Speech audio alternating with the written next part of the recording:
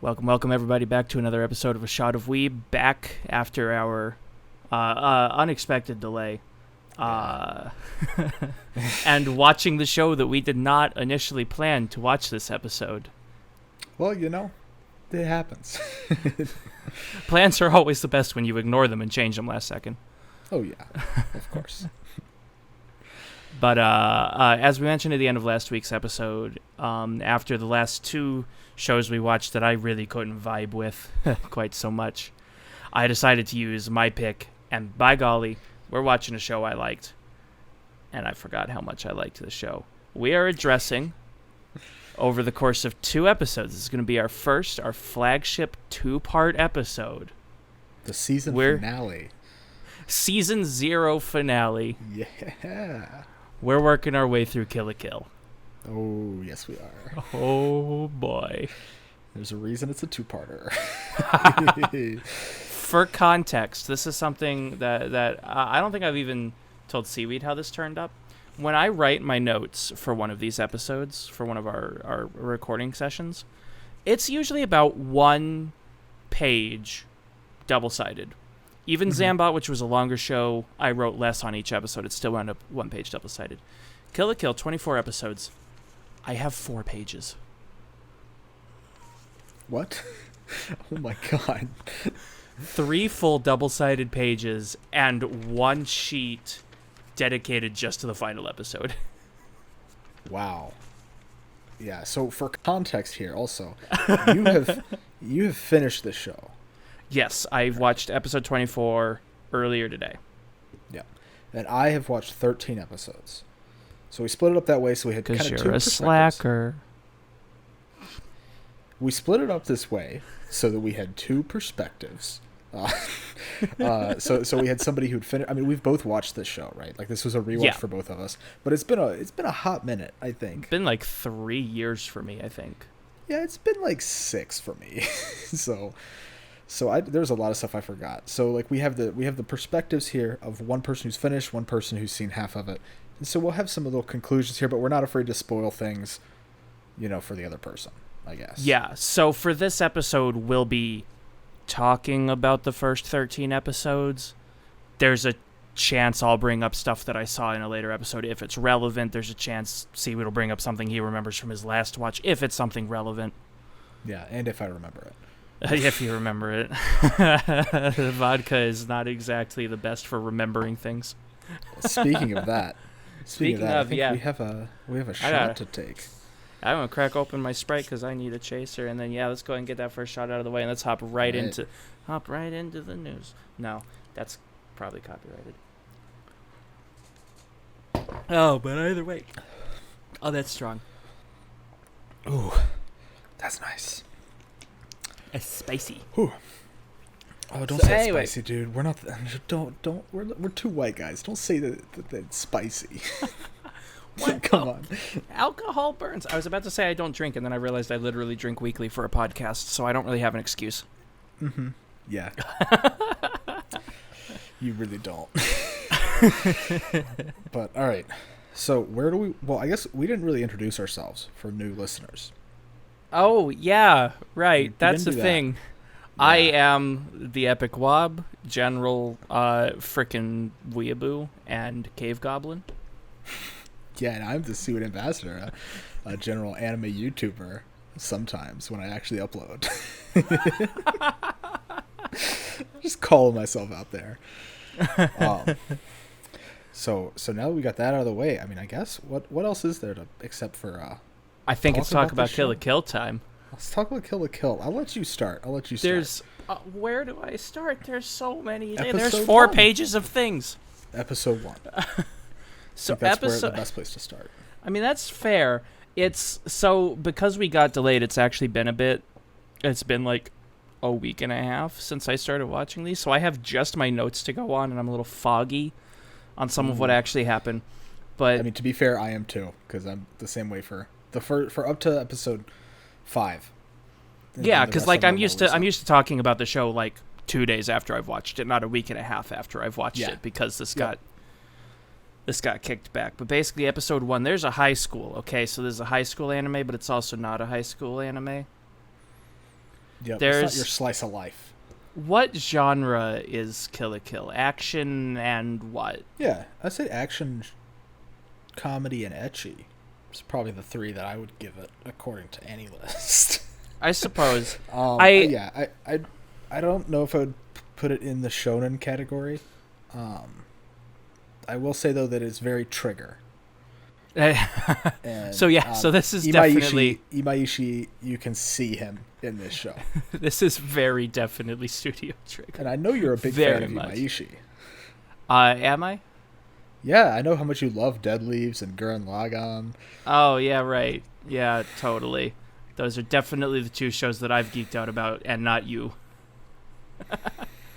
I forced you to watch Dead Leaves, and it was the best. It was miserable, but anyway. So we get introduced to our main character, Ryuko Matoi, who is girl, and she's main girl because she's girl. Yeah, that's a good description.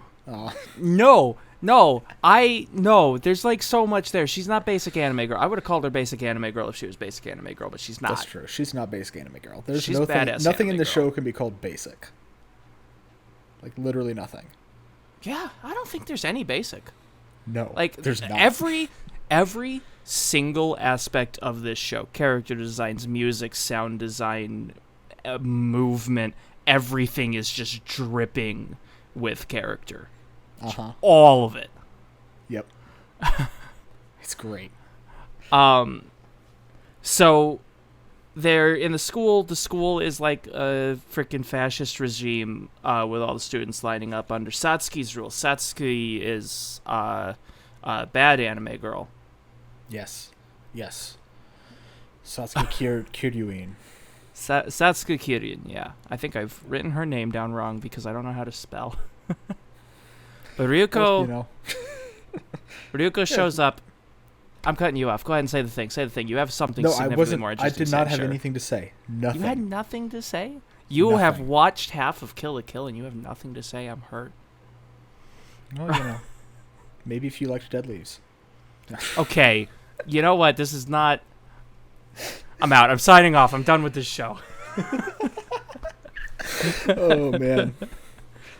All right. Ryuko shows up to school and she's carrying half a pair of scissors, as everyone does, except these are big scissors that are bigger than she is. Yeah, for when you have big pieces of paper to cut. But it's only half a scissors. How do you cut paper with half a scissors? I mean, haven't you ever used a pair of scissors to open up a box? You only use the one side. So she's opening up a really big package. Yeah. Well, Look. Okay. What is one scissor blade but a knife? It's a broken pair of scissors. Or a knife. or in this case, a sword. A pretty cool sword. But she shows up. She points the sword at Sasuke. Sasuke. I think it's Sasuke. No. What show is Sasuke from? What show is Sasuke from? I know the name. Maybe a little something called Naruto? Oh, yeah, I never watched it. Even if you haven't watched it. What? Oh, man. I'm kind of already losing it. I'm sorry. Your weeaboo card is just going to get stripped this episode, isn't it? Naruto is basic. And what are weeaboos, if not basic? She points the sword at Satsuki and is like, "You killed my dad, yeet." And she says, "No, don't." No. I think she says, "You know who killed my dad." Right. Here, take over. I need to drink something that isn't alcohol. You take over. So yeah, so she says like, "You know who killed my dad. Tell me what you know," kind of thing. And Satsuki's like, "No, bad, Matoi." And then Ryuko gets her ass kicked in.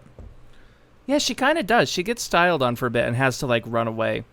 And we get like one of the first really good like really quick jokes. There's like a lot of fast jokes that are just kind of brushed over. She like steals this delivery guy's scooter and drives off with it, and he's like, what about my deliveries? And she freaking drives back, drops the box off, and drives away again. Yeah. So he has nothing to complain about now. Ryuko is the best. Oh, she's great. Yeah. Do we want to just take a moment to like talk about characters for a second? Like, who is Ryuko? That's a big philosophical question that I don't know if I'm prepared to answer. I mean, who is anybody really? You know. Who are we? Not something to try to think about 3 shots in. Gotta say. No, yeah, but like, so she's this cool anime girl with a red streak in her hair right here, like Mako that's how you does. know she's a main character. Yeah, she's got the cool hair. She's got a cool, I think it's called a seifuku, the sailor uniform. Yeah, she doesn't get that. She doesn't get that till partway through the episode because she goes to a burnt down family mansion because she's basically Batman. Mm-hmm. I mean, still though, like her initial one of those, still, I don't know. I'd still liked it. It wasn't like as interesting as Senketsu, obviously, but it was different from like the others that were there, which made her stand out. Because I believe it was a darker one still, right? Wasn't it like a dark blue or a black one or something? I think so. I don't entirely remember. Because she gets either. She like gets her like proper outfit like 10 minutes later. Yeah. Because we find out that the reason her dad was killed was because there's a shirt. She goes into like this basement lab. Her dad was a scientist, and this shirt is like, "Put me on," and she says no, and it's like, too bad. Yeah, it's a little. I will say when I watched it initially, I didn't like think about it, probably because I was a dumb little high schooler boy. But like watching it now, it's like that's a little sus there. This is a very fair criticism. There are several jokes that are like, that's not cool. Mm-hmm. Because they do the same thing later. There's a fake out with like another one of the best characters where it looks like he's like forcing himself on her. And so there's jokes that are like not good.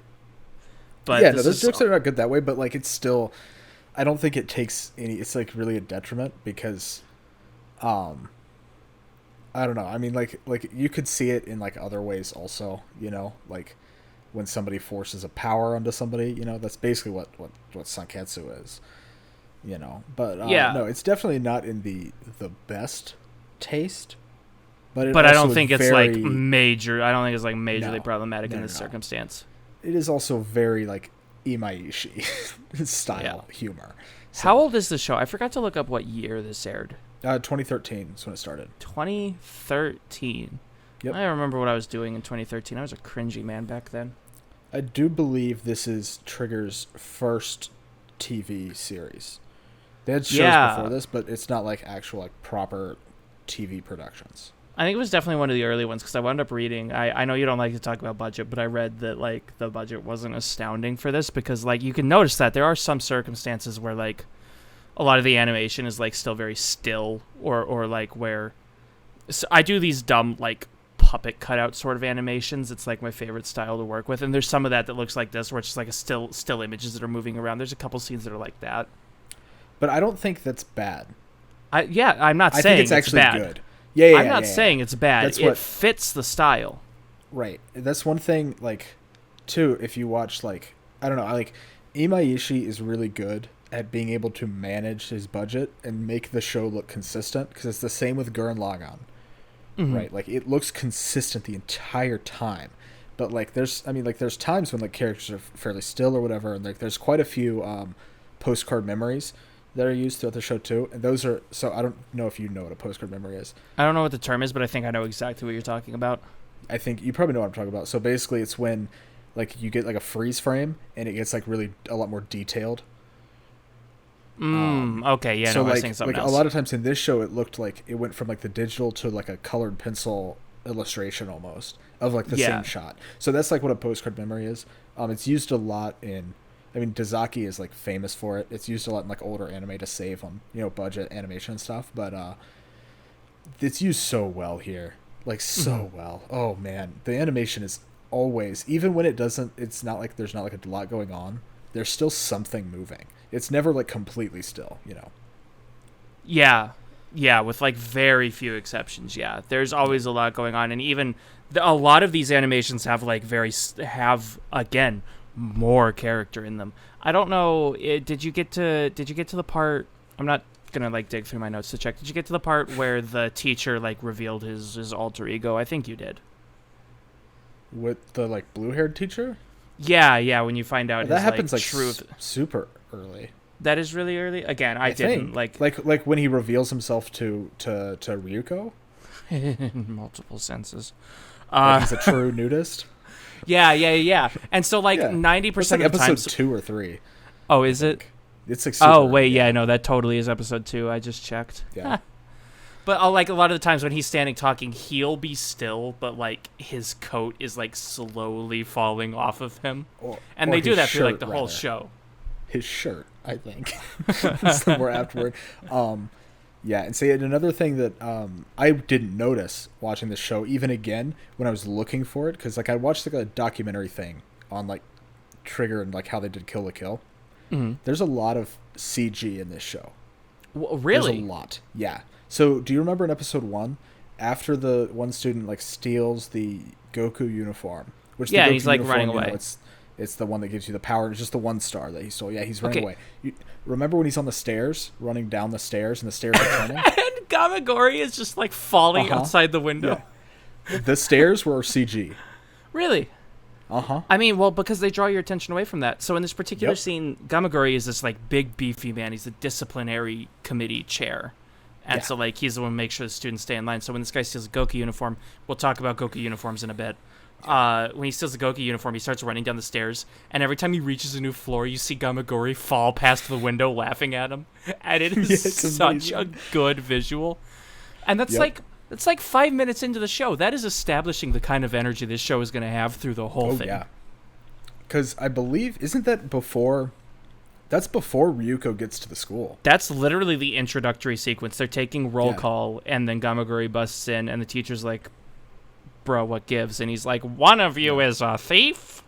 Yeah, because the teacher is the blue-haired guy. And he's like, hey, I'm in the middle of class. And he's like, sorry, I'm on official student council business. And then the teacher's like, yeah, okay, that makes sense. But that he tracks. Just blown the door off of the classroom. He didn't open it. You nearly hit him. Yeah. Oh, man. And then the kid jumps up. But yeah, that whole, like, the stairs is like, that's all CG. And because they did that in CG, they were able to like add more dynamic motion to like the way that the kid was running down the stairs, and with Gamagori falling in the background. Like, I mean, he's pretty static, honestly. Like, that's just like a motion thing you can do in Premiere. You don't even have to use After Effects for that. Like, his mouth is moving, but like his body is not. And then but they're able to add so much like little characters and little details that you don't notice any of the CG, and there's so much CG throughout the whole show. I legitimately didn't notice a single CG in this show. Yeah, and that I think that goes to like show that CG can be used right if you're using it right, but like a lot of times they don't use it right. And then and then you get CG like in Zombieland Saga where it happens and you're just like, yeah. Or in Tsukigakure. I know you haven't seen that one, but oh boy. I love that show. Yeah. But... I mean, I love Zombieland Saga, but the first time the CG hits, it just kind of hurts your soul. Oh yeah, very much. It really does. That's a tough one. Oh god. But okay. So yeah, episode 1 is basically I mean, we've gone through episode 1, I think. Well, she fights the boxing man. We start to get like. Is that episode 1? Yeah, I believe it is. Yeah. Because she retreats. Oh, I thought the fight was in episode 2. Oh wow. No, this show is fast. I know. Yeah, I forgot how fast it was. This show is fast. But no, and she also makes friends with Mako, which Mako I can do this. Bear with me. Mako Makanshok is just like this beam of pure wholesome energy. Yes. Yeah, she's the best. Every time. What did you were like calling it what Mako moments, right? How many times did I write it in my notes? Mako does these bits where like it always starts with a spotlight starting up, and she holds her hands like above or across or whatever above, and then it's just like this whole series of her monologuing while she goes into various poses. They do Just this weird. The weirdest poses. It's crazy stuff. It's and they do great. this so many times during the show. And so every time this happens, the first time it happens is episode 2, I wrote Mako time in all capitals every time it happened. Nice. Oh man, because I mean, that's what it is. It's Mako time. Like Mako. Oh boy. Is not the best girl in the show because I will 100% stand Ryuko, but she is amazing and better than like so many anime people ever. Yeah, no, Mako's. If I had to describe Mako, pure. If I had to describe Mako as the type of character, or like, like what kind of character she is, I would say that she is the best supporting character I think I might have ever seen in anime. And I'm 3 away from 700. Jeez, you have a problem. How many am I at? Like 150? Maybe, yeah. Oh, man. But no, Mako's the best. She's also kind of stupid, but she's the best. But then again... That's what makes her the best. Her entire family is stupid, and her entire family is amazing. Because we meet the rest of the Makenshoks. They're all supporting characters, and they are all amazing. Yeah, because Mako basically says, hey, you're living with me now. And so that happens. It's great. Yeah. But she's like talking with Mako because Mako is just like attaches herself to Ryuko. But when Ryuko has to retreat, the boxing club leader. So we find out. Let's talk about the Goku uniforms because we need that for setup. Yeah. Yeah. So in this world, there's things called life fibers that like give power to clothing. And all of the students at I didn't actually write down the academy name. It's Hannoji. Hannoji, I think that's right.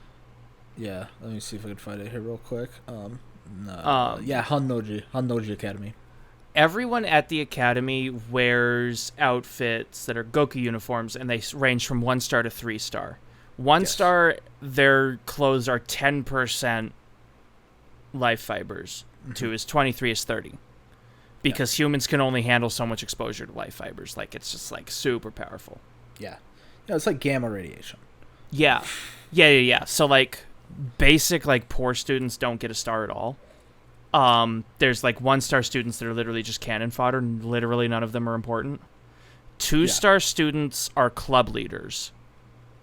And then 3-star students, there's only 4 of them, and that's Satsuki's personal guard, the Elite Four. Yeah, who are also the student council. Yeah, and they are amazing, and I would like to talk about all 4 of them like separately. Yes. Oh, of course. Yes. And there is one other type of it's not technically a Goku uniform. It's the Kamui. There's another type. Yeah, it's the Kamui, which is 100% life fiber. There are only 2 in the show at the start. Yeah, and there's only 3 in existence, I believe. Yeah, if you count the one from. The one at the end of the show is 1. The one at the end of the show, yeah. Yeah. I wasn't sure if you'd like gotten there or if you remembered it from last time. I hadn't got there, but I remembered that bit. I'd forgotten there was a third one. I only remember the 2. Yeah. And so Senketsu is one of these Kamui, which is what Ryuko wears. Mm-hmm. So now I think that's about all the setup we need for those uniforms. Yeah, and Satsuki Kirin, the president of Hannoji, has the other one named Junketsu. Yes. Oh, and there's one other thing to mention about these. When you get a 2-star one and the 3-star, so the 1-star is just basic. They don't do any changes. They're all the same. But the 2 and 3 stars, they modify them specifically for each person. Yes. So like the boxing club member has the boxing spec, when the tennis has the tennis spec, and then there's the 4, and they have like it's really special ones. They're like all like something regalia. Yes, yeah. And they're like super high, high tier and really powerful suits. Mm-hmm. Yeah. And so we meet a 2-star. We meet our first 2-star is this boxing club guy who ends up having to fight Ryuko to like get his honor back. They capture Mako and hang her over a pot of boiling oil, and she's like, "No, don't drop me in. I'll taste too good," or something stupid like that. Yeah. Uh-huh. I think that's exactly what she says. And Ryoko shows up to fight Boxing Man. At this point, she's gotten Senketsu. She'd gone back to the mansion and find Senketsu. Yeah. And it like eats her blood. The Kamui like drink the wearer's blood to like synchronize with them. Yes. You know, standard stuff. Of course. Yeah. They fight Put on Boxing your Man. vampire suit. She goes to fight Boxing Man, and when you transform in a Kamui, because humans can only handle like so much like contact, this is where the ecchi tag comes from, or where a lot of it comes from. There's more of it. Mako has a surprising amount of it. Yeah, she does. Everybody has a surprising amount. Yeah, honestly. Well, I mean, everyone, but even then, it doesn't like really count because they don't do like they do the hair stuff sometimes, they do the beam of light sometimes, but most of the time they just go like Ken doll. They just don't draw it. They don't try to hide it. They just don't draw it. Well, sometimes there's that, but then other times it's just like an Evangelion thing where it's blocked by an item. Yeah, which those are always great. I prefer... I like the ones where it's, like, conveniently blocked. The beam of light is just like, okay, that's cheap. And then there's the times where it's just not hidden but not drawn. You're just like, okay, I guess. Yeah. Well, I think the beam of light in this case, normally I'm with you, right? Like, if I'm watching, like, let's say High School DD, for instance, and there's a beam of light... Of course you are. Hey, every day, baby. If there's a beam of light there, it's kind of like, okay, they had to censor it. It's not like... Yeah. But, like, here, it's not, like, so much censorship, I think. I mean, it is definitely censorship, but it also, like, contributes just to the style of the show. Yeah, and again, too. that's why it doesn't bother me so much. Exactly, because it makes sense within the show. No, the ones that weird me out, and this happens a lot more at the very end, are when, like, there's no efforts to cover anything up, and everyone's just, like, Barbie and Ken doll, and it's just like, all right, weird. Yeah. Like, all right. I look, I'm not that desperate to see naked people in my anime. Like, I know what hentai is, but like... Yeah, we know where to get it for free, boys. Don't worry. But no, it's just weird when, like, there's no creative effort taken to cover anything, and it's just not there, and it's just like, wait, pick one or the other. Like, where's this going? I haven't seen any of those yet. I mean, I've seen a couple of them, like, when they transform. I'm sorry, this is, like, a really weird sticking point to, like, go on. I'm gonna bail off of this one. But Okay, yeah, it happens. It happens when they transform, but it also comes into play like a lot more towards like the end of the show because there's a lot more people naked at the end of the show because reasons that we will get to next episode. Yeah, I think I kind of remember the reasons, but I need a refresher for sure. Well, I mean, the TLDR is that clothes are evil. We learned this in the first half. Yeah, I mean that's from the That's start. the entire message of Kill la Kill is that clothes are trying to take over the world. Okay, well, hold up. Okay, I shouldn't say the message, but that's the plot. Yeah, like that's the enemy's goal, the villain's goal. But that's next week's. That's next week's thing. Is that next week's? I don't remember when that they... doesn't come up. That doesn't come up really in this. I don't know exactly when they announce the like master plan of everything. I know that happens. That happens. That happens after what I've seen. Okay, so that's the second half. Okay. Yes, the second half. See, here's the difficult part of us having watched two different episodes is I don't remember what parts I've seen and you haven't. Yeah. Well, you know, it's fine. We just got to go in order. So let's continue. So the boxing thing happens. There's a really cool reference in there. Oh, what is it? It's for Ashita Nojo. They do. Oh, of course it is. Okay, look. Here's the thing. This is stealing, and I'm going to outright admit this is stealing from Caribou-kun's video, but it's a source. Ooh, so it's not stealing. I'm referencing his Gurren Lagann video. Go watch it. It's 2 hours. It's great. Please watch it. I don't have that kind of time. Anyways, God, you're such a loser. So in this fight, there's a cross counter, which is like one of Joe's kind of signature move from Ashita Nojo, and there are. And it has been recorded that we know that Hiroyuki Imaishi is a big fan of Ashita Nojo. So it's definitely a reference. Though what's interesting about it, though, is that instead of Ryuko being the one on top, which is how like the cross counter works, it's the boxing club captain who has the arm on top of the other arm. But yeah, it's a really cool little reference. And I like how the boxing bit is like in the first episode.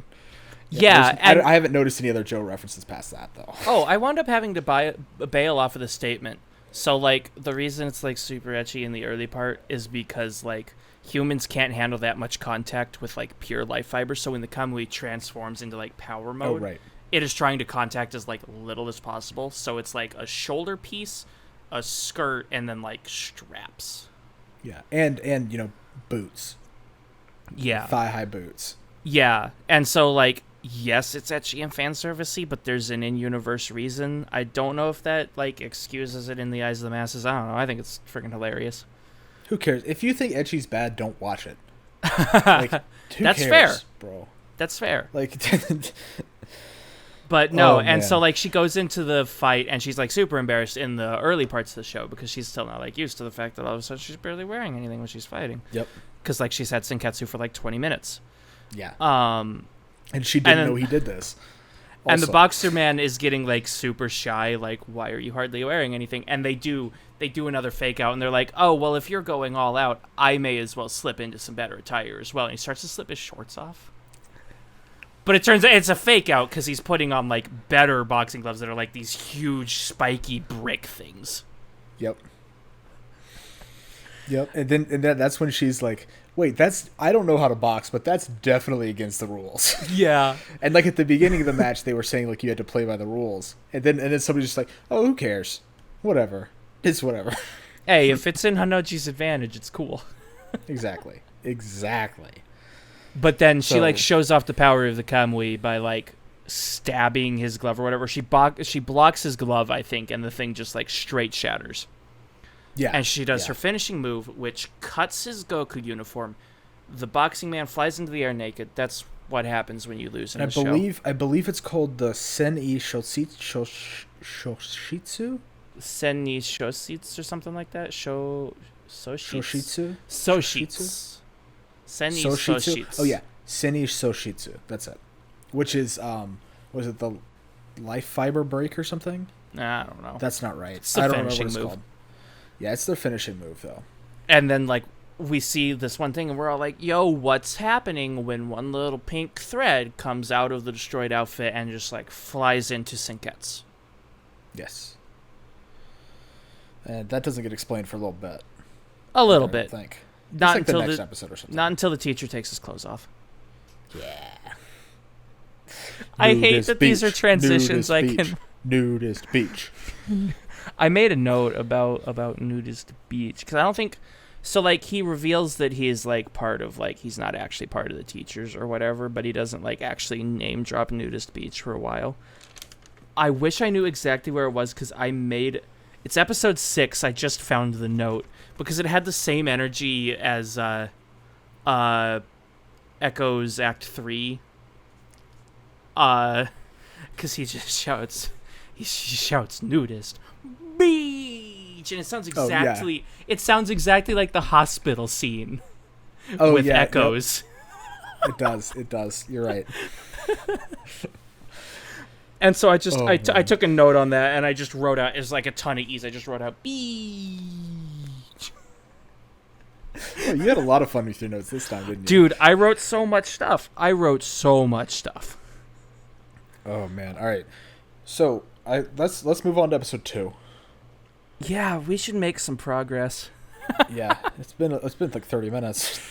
Dude, no, this is wild. I love this show. Dang it, this is spoiling my rating, but I love this show, and I can just keep talking about it. I mean, I'm not 100% what my rating's gonna be, but I have a feeling. I know full well what my rating is, and I'm pretty sure you know what my rating is. I know what your rating is for sure. Yeah, but you finished the show. I haven't yet. I mean, you finished it 6 years ago. Yeah. Not today, though. Episode 2 is tennis. Yes. And Mako's family and the sewing club. Those are the 3 big points. Because we meet Iori, who is one of my favorite characters, even though he doesn't actually do that much. I love the way he looks. Basically, the Goku uniforms are made by the sewing club. Everything in the academy is done by clubs. It's all clubs. Everything is clubs. I don't even think they go to classes. Well, they do. We see a couple classes. All we see is homeroom. That's fair. We see them take attendance, and that's it. We never see them taking, like... Well, no, we do see them take an actual lecture, because literally in the first episode, and the first episode cues in, and it's got Mitsugi, or whatever his name is, I think that's his name, is teaching class, and he's like, and that's how Hitler took over Germany. And wait, what? Oh yeah, that's right. He's doing a whole lecture on World War II, the Nazis. Probably intended as a parallel to the 100%. school regime. Yeah. Yep, that's exactly. Look at me being big brain and catching onto analogies. Oh man, there's like something like blatantly obvious in the show, and I'm just like, I wonder if that means something. I'm an anime reviewer, guys. Oh god! All right, so we've got we've got the tennis club, the tennis club, and the sewing club, and Iori leads the sewing club, and he's the best boy, except for Gamagori. He's the one with the mask, right? Yeah, he's the one with the sewing mask, and he doesn't he does a lot, but he doesn't do that much. He doesn't have that much. He's like he's a support character, so like he's like I think he's Mercy. Great. He's the Mercy of the cast. Yeah. No, he's not. He's like the Anna, because he can do something. Okay, that was cheap. I don't even play that game anymore, and that was cheap. I don't either. But no, Iori's great. And I thought he was a girl for a long time, and I was surprised when they found out he wasn't. But oh well. What can you do, you know? Yeah, learn new stuff every day. But anyway, but yeah, we have the tennis club, and the tennis club leader didn't have a Goku uniform at the beginning of this. She's like talking to Satsuki and is like, "Hey, I wish to fight Ryuko," and she's like, "All right, cool. We'll give you the tennis spec 2-star uniform or whatever." Yeah. And it's the tennis like skirt thing, but there's like this big glowy red racket. Yeah, because that's the art for the life fibers, is like this red line art thing. Mm-hmm. Which also, I'm down with the show's visual style, but how does she hit the ball with that? Because there's just massive holes. It looks more like a dream catcher than a tennis racket. It really does, but it works because anime. Don't question it. We don't have time to question it. It's trigger. This show goes too fast. There's no time for questions. Cool. It looks cool. That's all that I need. It does look cool, and that's what matters. This show has good substance. Like, there's a lot of substance to this show, but even if you didn't want to dig into the substance, it could still fly. It could still fly just on style. Oh, that's how I watched it the first time.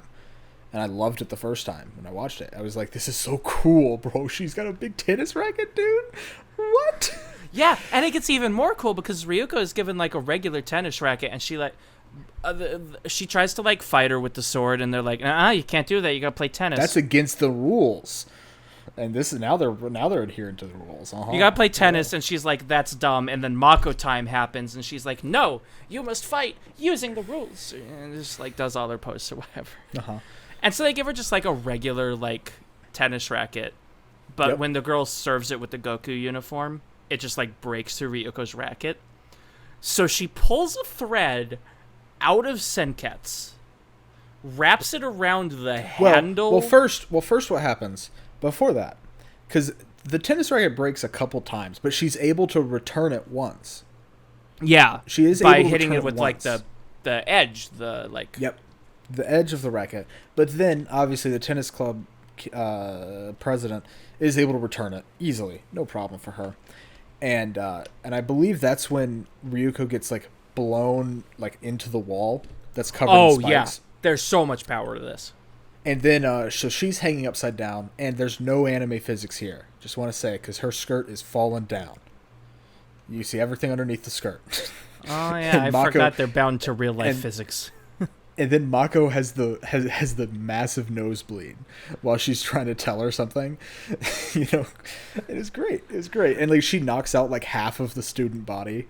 You've reminded me of something that frustrates me that I don't think I can bring up because you haven't been there. My favorite ship in the show isn't the canon ship in the show, and I'm sad. Okay, we'll talk about it next week then. Yeah. You can get depressed next week.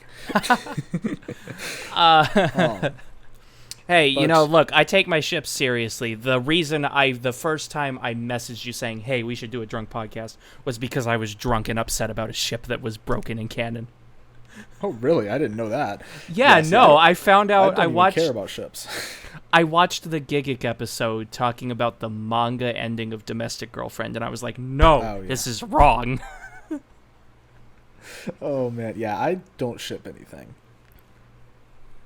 There might be reasons. That's a sad. But, that's a sad choice.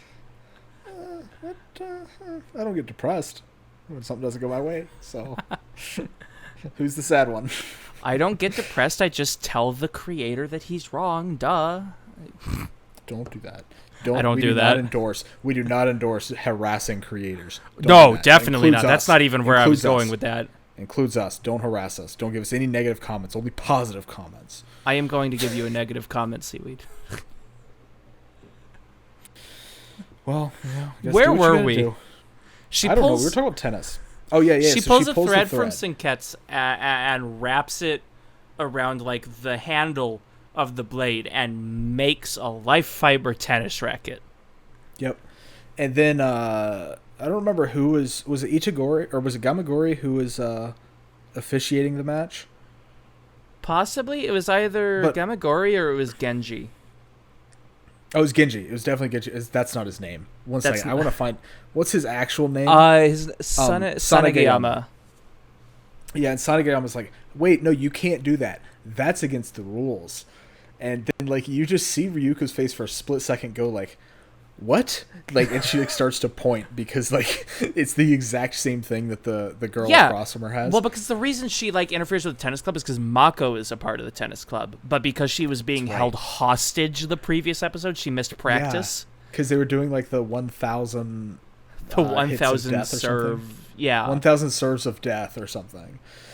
Yeah. Where the entire club just lines up and rockets tennis balls at whoever misses clubs. Yep. Uh-huh. And Ryoko's just like, bruh. Yeah. Yeah. So then after that, but then when what is his name? Sanagayama says, you can't do that. That's against the rules. And then Satsuki, from up high, the sun starts to shine down. There is so much dramatics every time Satsuki appears for like the first half of the show. Her heavenly presence, like, wafts everybody in its light, and she goes, "Nah, it's fine. It's cool, B. Let her do it." And then obviously, Ryuko just destroys the tennis club. Well, yeah, because she's the best and the main character. Don't, dude. We're gonna get copyright. I bailed on it. Okay, I'm not even that good a singer. But yeah, okay, yeah. We've also met Mako's family, so I'm gonna take another aside to talk about characters. There's like only one other time that I'm gonna step aside to talk about characters, and that's when we talk about the Elite Four, because I want to wait until we've introduced all of them. Yep. But we meet the rest of the Makenshucks. It's her parents and her little brother and her dog. Yes. And all of them are amazing. Insane. Honestly, they're all insane. So they live in like the slums of the town. No-star students live in the slums. And we had actually... So basically, your social status gets dependent on how your kid does at school. Yeah. That's how your social status is, which is absolutely insane. And I think it's hilarious. Yeah. It's it's a super, like, ridiculous way to show, like, classism, I guess. And yeah, because the one stars have like because the one stars have like this pleasant little neighborhood. The two stars live in like mansions. I can't even imagine what the three stars live in. I think they live at the school. Honestly, that's fair. Don't see them outside of there. But like, I mean, that's because not a bad thing though. Yeah, because it's an apartment for the one star and like or a condo for the one stars and a mansion for the two stars. Because we find that out later. Things happen. We'll get there. But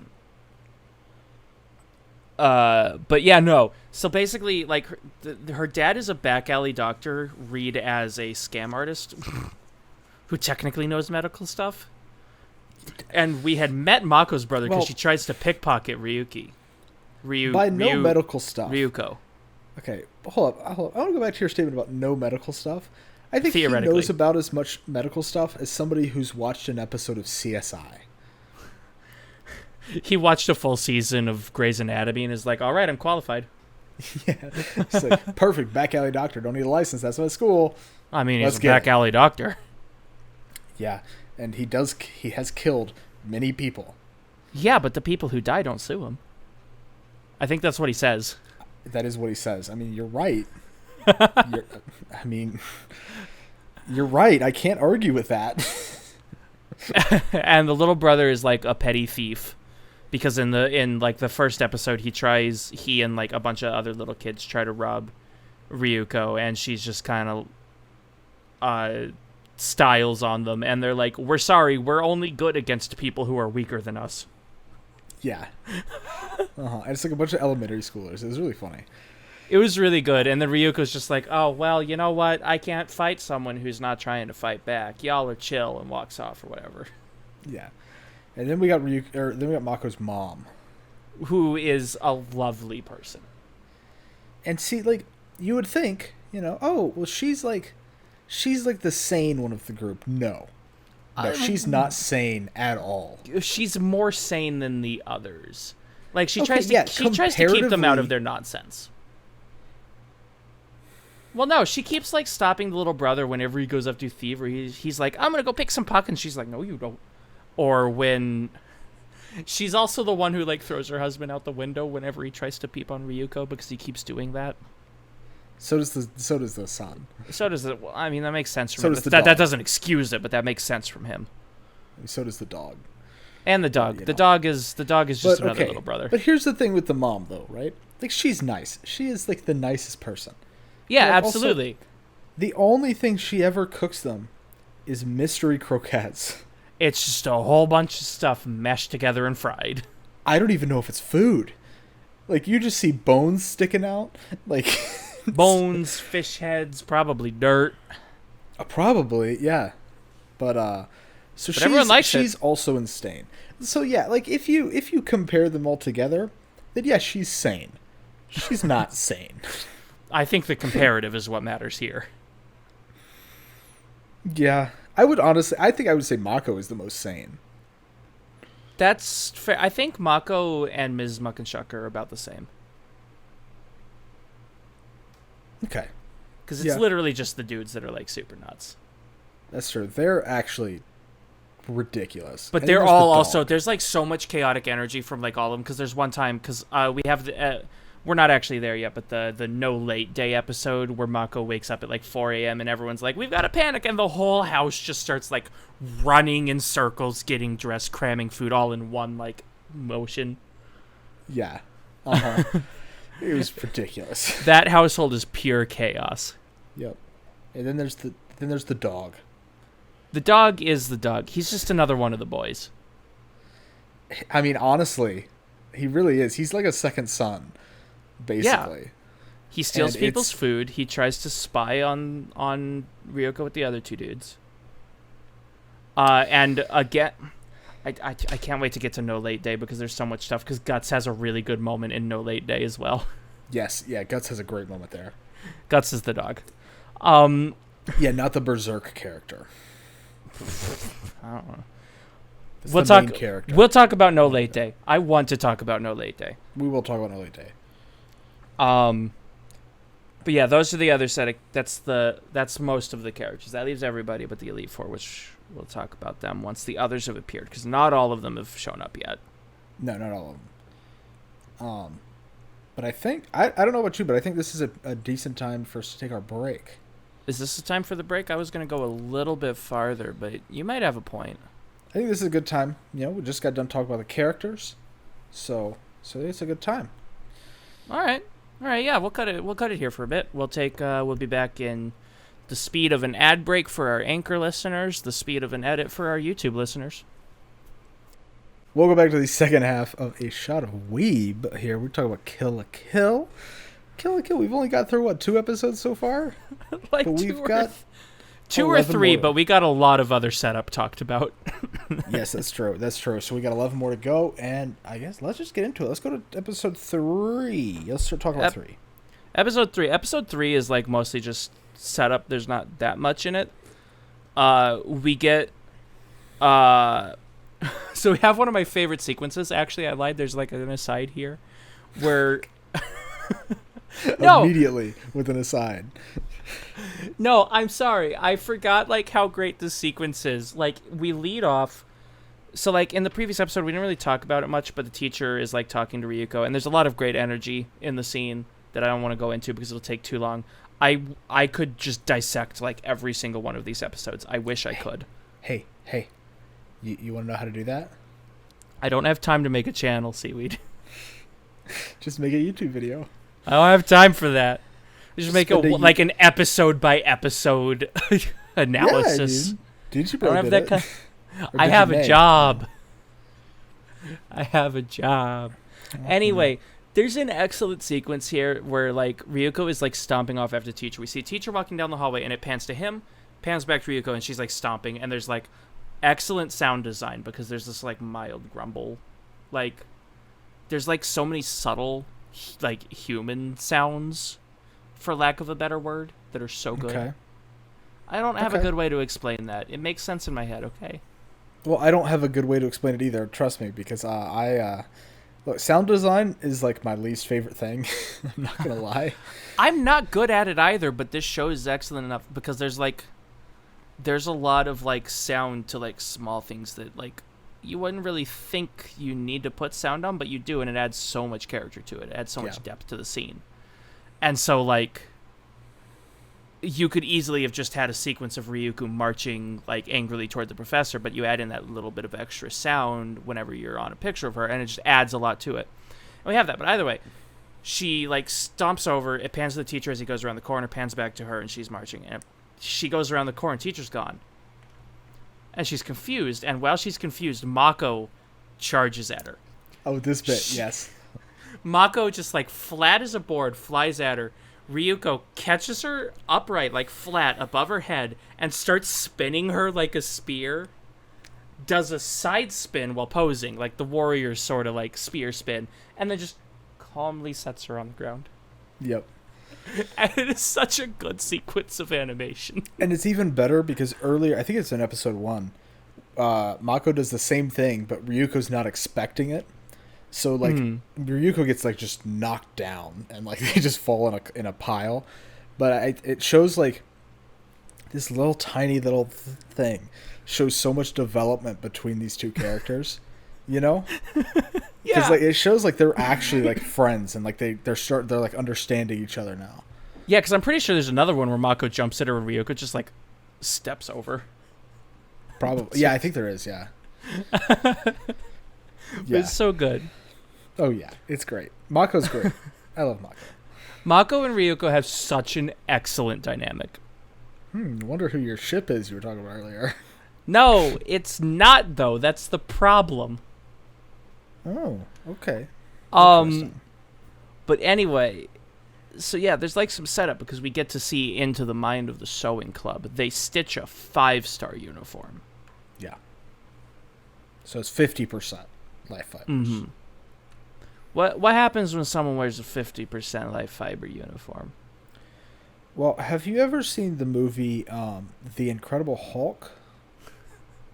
I suppose that is the obvious reference, isn't it? Yeah, basically, like, I mean, for lack of a better word, the kid hulks out.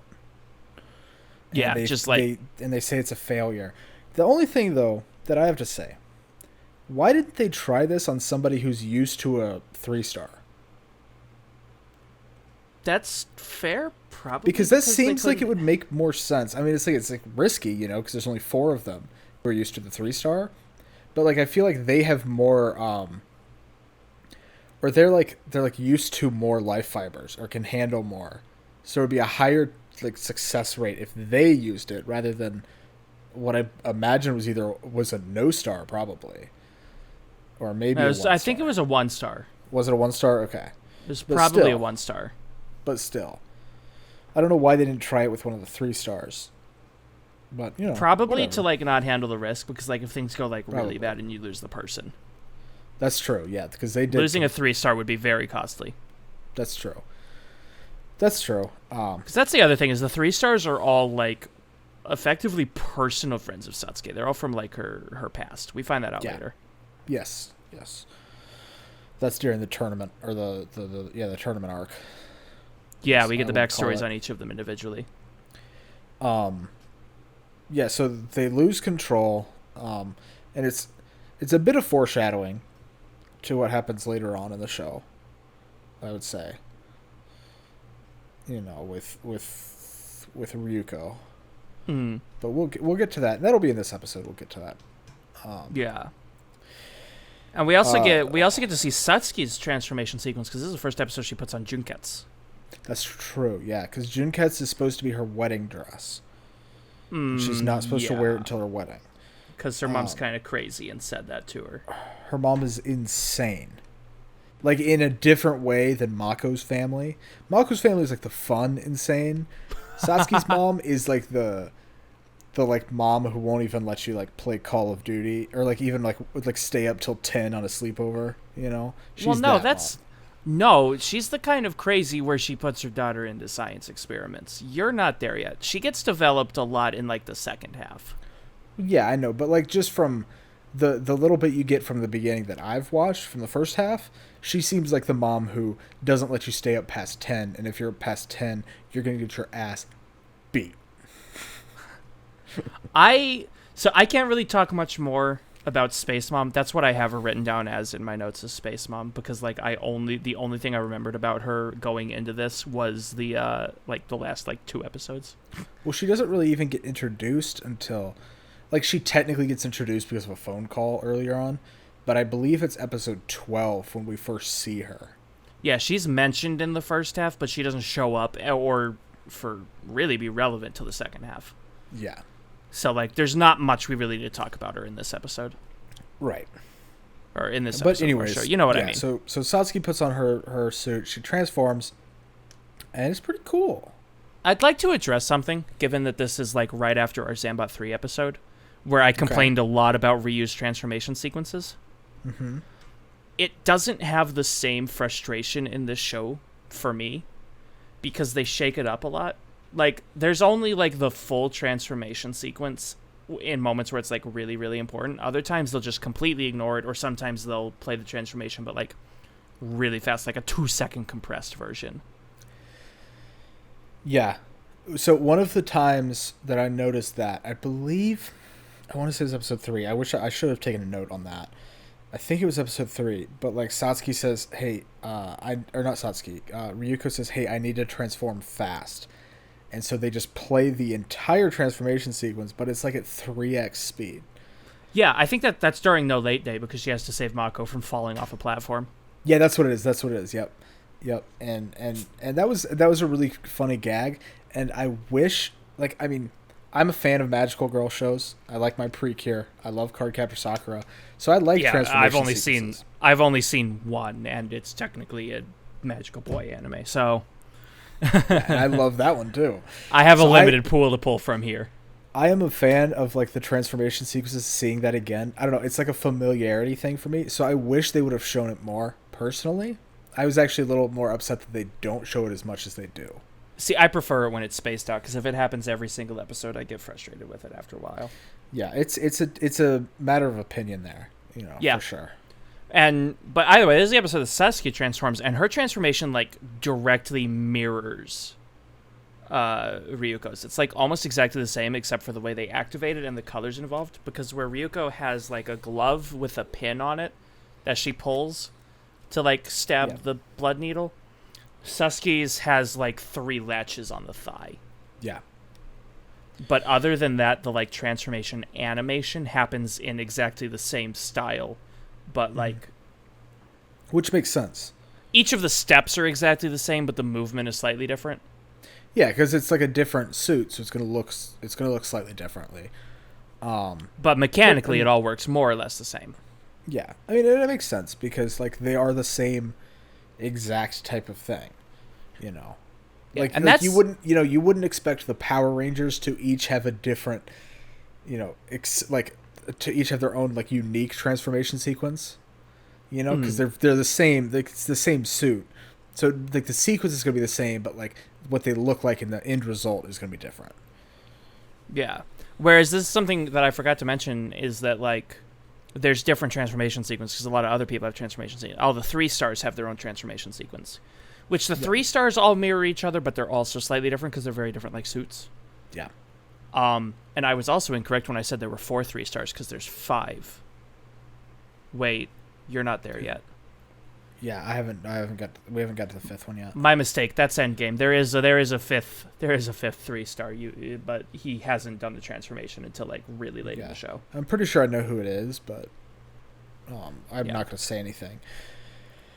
But either way, the 3 stars have a transformation sequence, and whereas there's like this fiber mesh when the Kamuis transform, the 3 stars have like this arrow like armor sort of pattern. Yeah. And I don't think the 2 stars have a transformation sequence. I don't think they do. It's usually just like a really quick like flash transform or something. Yeah, because they don't have as many life fibers. So their suits, their Goku uniforms also don't change that much compared to the 3 stars and the Kamuis. Yeah, and most of the 2 stars only appear for like an episode. Yeah, they have their episode and then they get beaten, and that's it. That's that. Yeah. There is also a 2 star. There is one 2 star that comes back, and I can't wait to talk about that. But that's in next week. Yeah, that'll be next week because I don't remember that one. Oh, I know you know about this. We talked about it separately. Okay. But yeah, no, that's okay. next So let's get into the episodes. Actually, episode 3 isn't episode 3 is the late day, right? No, that's 4. We already talked about 3. The only other thing that's left in 3 is like they do the official establishment where Satsuki's like, if you wish to fight me, fight all of the school's club leaders. Oh yeah, that's right. Okay, so we'll get into episode 4 then. Episode 4 is No Late Day. So much. There's so lot. Much. It's probably so far it might be my favorite episode. It's really amazing, honestly. It doesn't do much for the main plot. It's sort of a side episode. Yeah, but it is actually excellent. But it also helps to further cement like the way that and it shows how like the society actually is around the school, and it helps to further cement like the power that Satsuki has and the Elite Four have. Mm-hmm. So it's pretty. It does a lot that it might not affect like the main plot exactly, but it still is pretty important, I would say. It's a lot of like world development, basically. Yeah. So what's the plot of No Late Day? I'll let you take this one. So basically, No Late Day is it's a school holiday, to put it lightly, where you can't be late. And if you're late, you get punished, or you get like a demerit or something. No, you get expelled. Oh, that's right, you get expelled. Wait, no. I don't think you get outright expelled, do you? Well, I have a note that says it was expelled. Well, I remember because Mako was saying that if she was late one more time, she would be expelled. Well, no, I think that's just like regular late because at the end of the sequence we get to see a bunch of students that have just like given up and are taking homeroom attendance in like a random backyard. Right, yeah. I don't know. I didn't think that they just got fully expelled though. Maybe that is the case. I mean, that must be the case, but it just seemed weird because I remember Mako repeating like, if I'm late one more time, I'll be expelled because I've been late so many times before this. Yeah, I think that's just regular tardy. I think that's just Mako not showing up to school. Yeah, okay. So we've got... So No Late Day, basically, yeah, you can't be late or you're going to be expelled, but there's a catch. Because it's not just like a normal walk to school. No. The school sets up traps on your way to school, and you have to take a specific route to get to school, and you have to avoid all the traps in order to make it to school on time. And if you're late at all, even by like a second, then you're done. Yeah, and there's like 99 checkpoints, I think it was, that you have to get through. I think it was 90. Wait, I thought it was like a ridiculously high number. Yeah, it's like, something crazy. I think it was like 999 traps. Honestly, I could see that. And they were like, it's a school record, the most we've ever had. And they also shut down any of the like commuter rails. You have to walk it. Yeah, you have to take a specific route to get to school. and Gamagori is there to make sure you're following that route too. He shows up like in the slums to shout at people. Yeah. They have basically like this ship platform that they just ride down into the No Star territory. Yep. I mean, the 3 stars were already at school at like 3 a.m. Yeah, they got there super early. But also, well, no, I guess they didn't help set it up at all because there's a club to set up the traps. Yeah, There's it's like just trap fully a development. Was she Yeah. a wing of the disciplinary club? I feel like she was. I think she was a wing of the disciplinary club. And that's why Gamagori had such a major role in this episode. Yeah. Yeah. And so like Mako and Ryuko are trying to get there, and they end up like going kind of separately from each other, but they end up picking up another person on the way. Also, Ryoko's in her pajamas because Mrs. Makinshuk decided to like wash Senketsu. And so Ryoko's got these like ill-fitting pajamas that were Mako's leftovers with rabbits all over them. It's adorable. It's cute. And then eventually then Senketsu gets washed, and then the family is like, or then she tells the dad to like, hey, take this to Ryuko so she can wear it to school.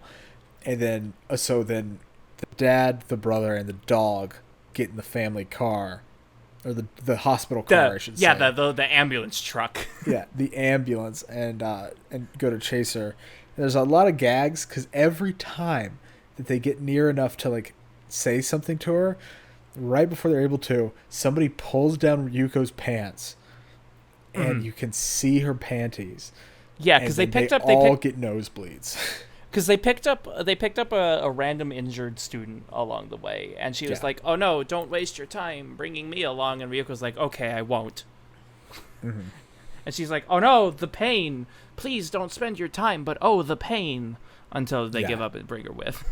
Well, because Mako's the one who like is like, "No, she's in our class. We have to help her. We have to help her because she's in our class." Dude, we can't just let her like be alone. All 3 times that Ryoko's pants get pulled down, it was her that did it. Like she would like fall and pull it, and that becomes relevant.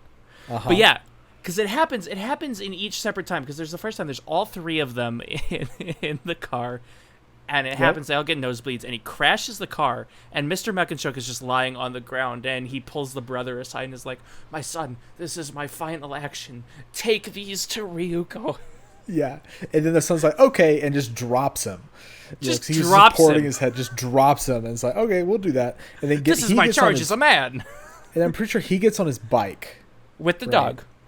With the dog, and then they're chasing after, and they finally catch up, and then it happens again. He goes flying off the bike, and so does the dog, but he hits his head on like a telephone pole or something. It's like, I don't remember the dog's name. He's like, "Dude, this is my dying wish." Yeah, Guts. He's like, "Guts, this is my dying wish as a man. Please do that." He's the exact same speech as the same funeral music. It was the American. It was the exact same. And so Guts is like, "Okay," drops him completely and goes to take the thing to him. And then we'll get to that bit, what happens with Guts in a bit. Because that's after other stuff that happens with the traps, because there's so many traps. Yeah, they end up skipping a bunch of them by hijacking a 1-star bus. And they're driving through the 1-star neighborhood. And the 1-star bus is also bulletproof. Or bullet resistant, I guess, is the right word. And then the disciplinary committee is like, "This bus has been hijacked. Do not let them through." And all of the 1-star families get out on the condo balconies and start shooting the bus. Yeah. Machine guns, RPGs, every gun you can imagine. And then the like hurt student they were helped was pushed this button on it. It was like found a button, pushed it, was like, "Oh," and then a minigun just pops out of the middle of the bus. And that Mako is in. They have Mako in it. And Ryuko's like, "Mako, start shooting." And she's like, "Okay." And then she just starts shooting. And she's having a great time. She has like this mini monologue about how amazing it is. Yeah, it's amazing. Oh my god, I love Mako. Mako is so good. Yeah.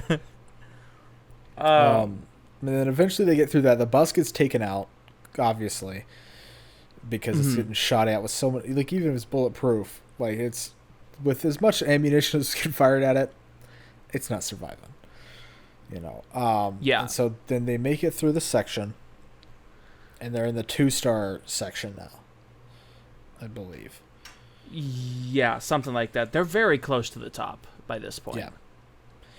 Yeah, after you get past the 2-star, I'm pretty sure you're at the school. Yeah, because this is the other thing, is, like, if Ryuko had Senketsu, she could have just, like, jumped from the slums to the school. Like, I think they say that, actually. I think they make the point that this would be, like, no effort if she had Senketsu. Yeah, and that's why it's effort.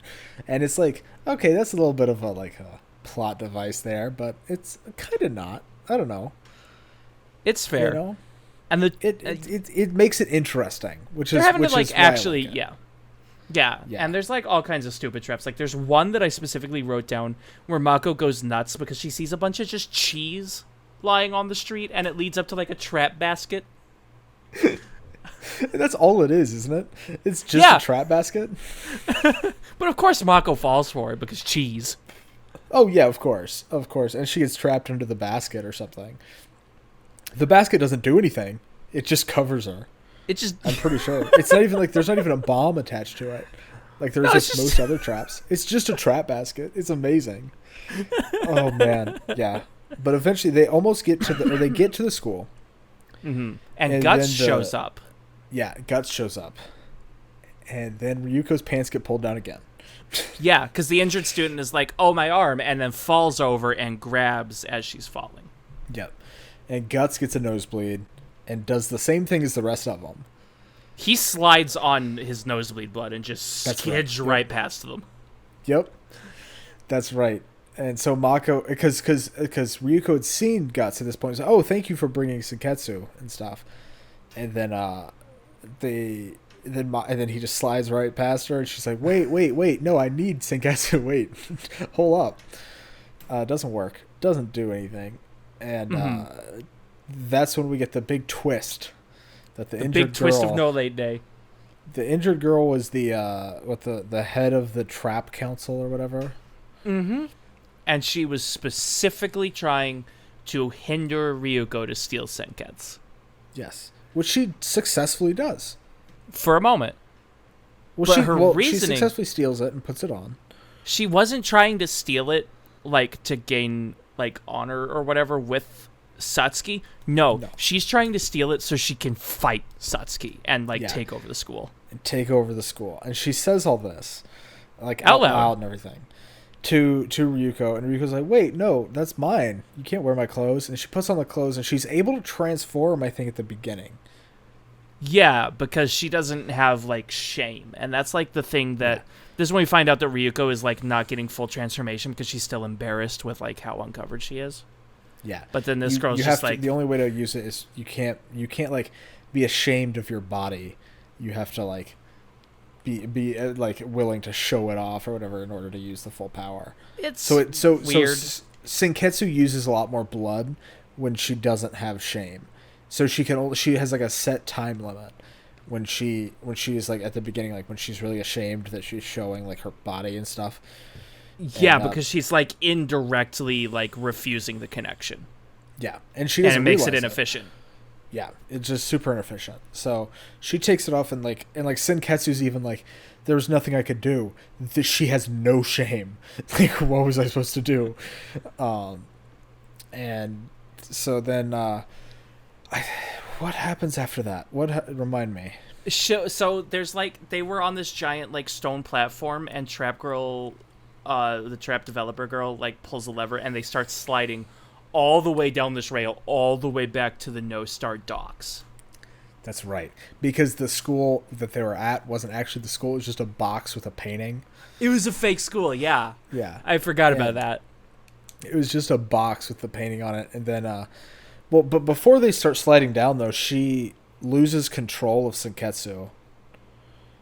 And so then Senketsu, like, flies off of her or whatever. And, like, because she can't handle the Kamui. I believe that's what happens. I think it's something like that. And then Ryuko gets it back, and is able to use Senketsu again. And then she's like, well, haha, I already trapped you. And then she pulls the lever and they start sliding down. But she doesn't start sliding down. No, And she then, hops off. And then we get a little scene with her where she's like, okay, well, maybe I can still like be part of the student council because, I've still did a good job with all these traps. And then Gamagori comes out like, yeah, but what did you just say about wanting to kill Sasuke? What was that? Because Gamagori is everywhere. Oh, he is, what is it called? The Man? He is watching. I mean, to be fair, he's also like the size of the island, so... Yeah. Yeah. There is like no consistent scale for Gamagori. His size changes just on whatever the comedic timing needs. Well, the whole show's like that, though. It's doubly so with Gamagori. It plays with perspective so much. Yeah, it especially happens with Gamagori, though. Like, sometimes his hand is like the size of another person. Yeah, which is one thing I love about the show, and Trigger as a whole. But they use animation, and they use it. But we do get...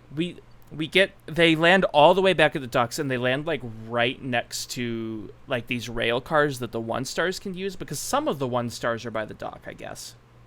Yeah. And so like she holds the tram operator at sword point and says, "Take us to the top."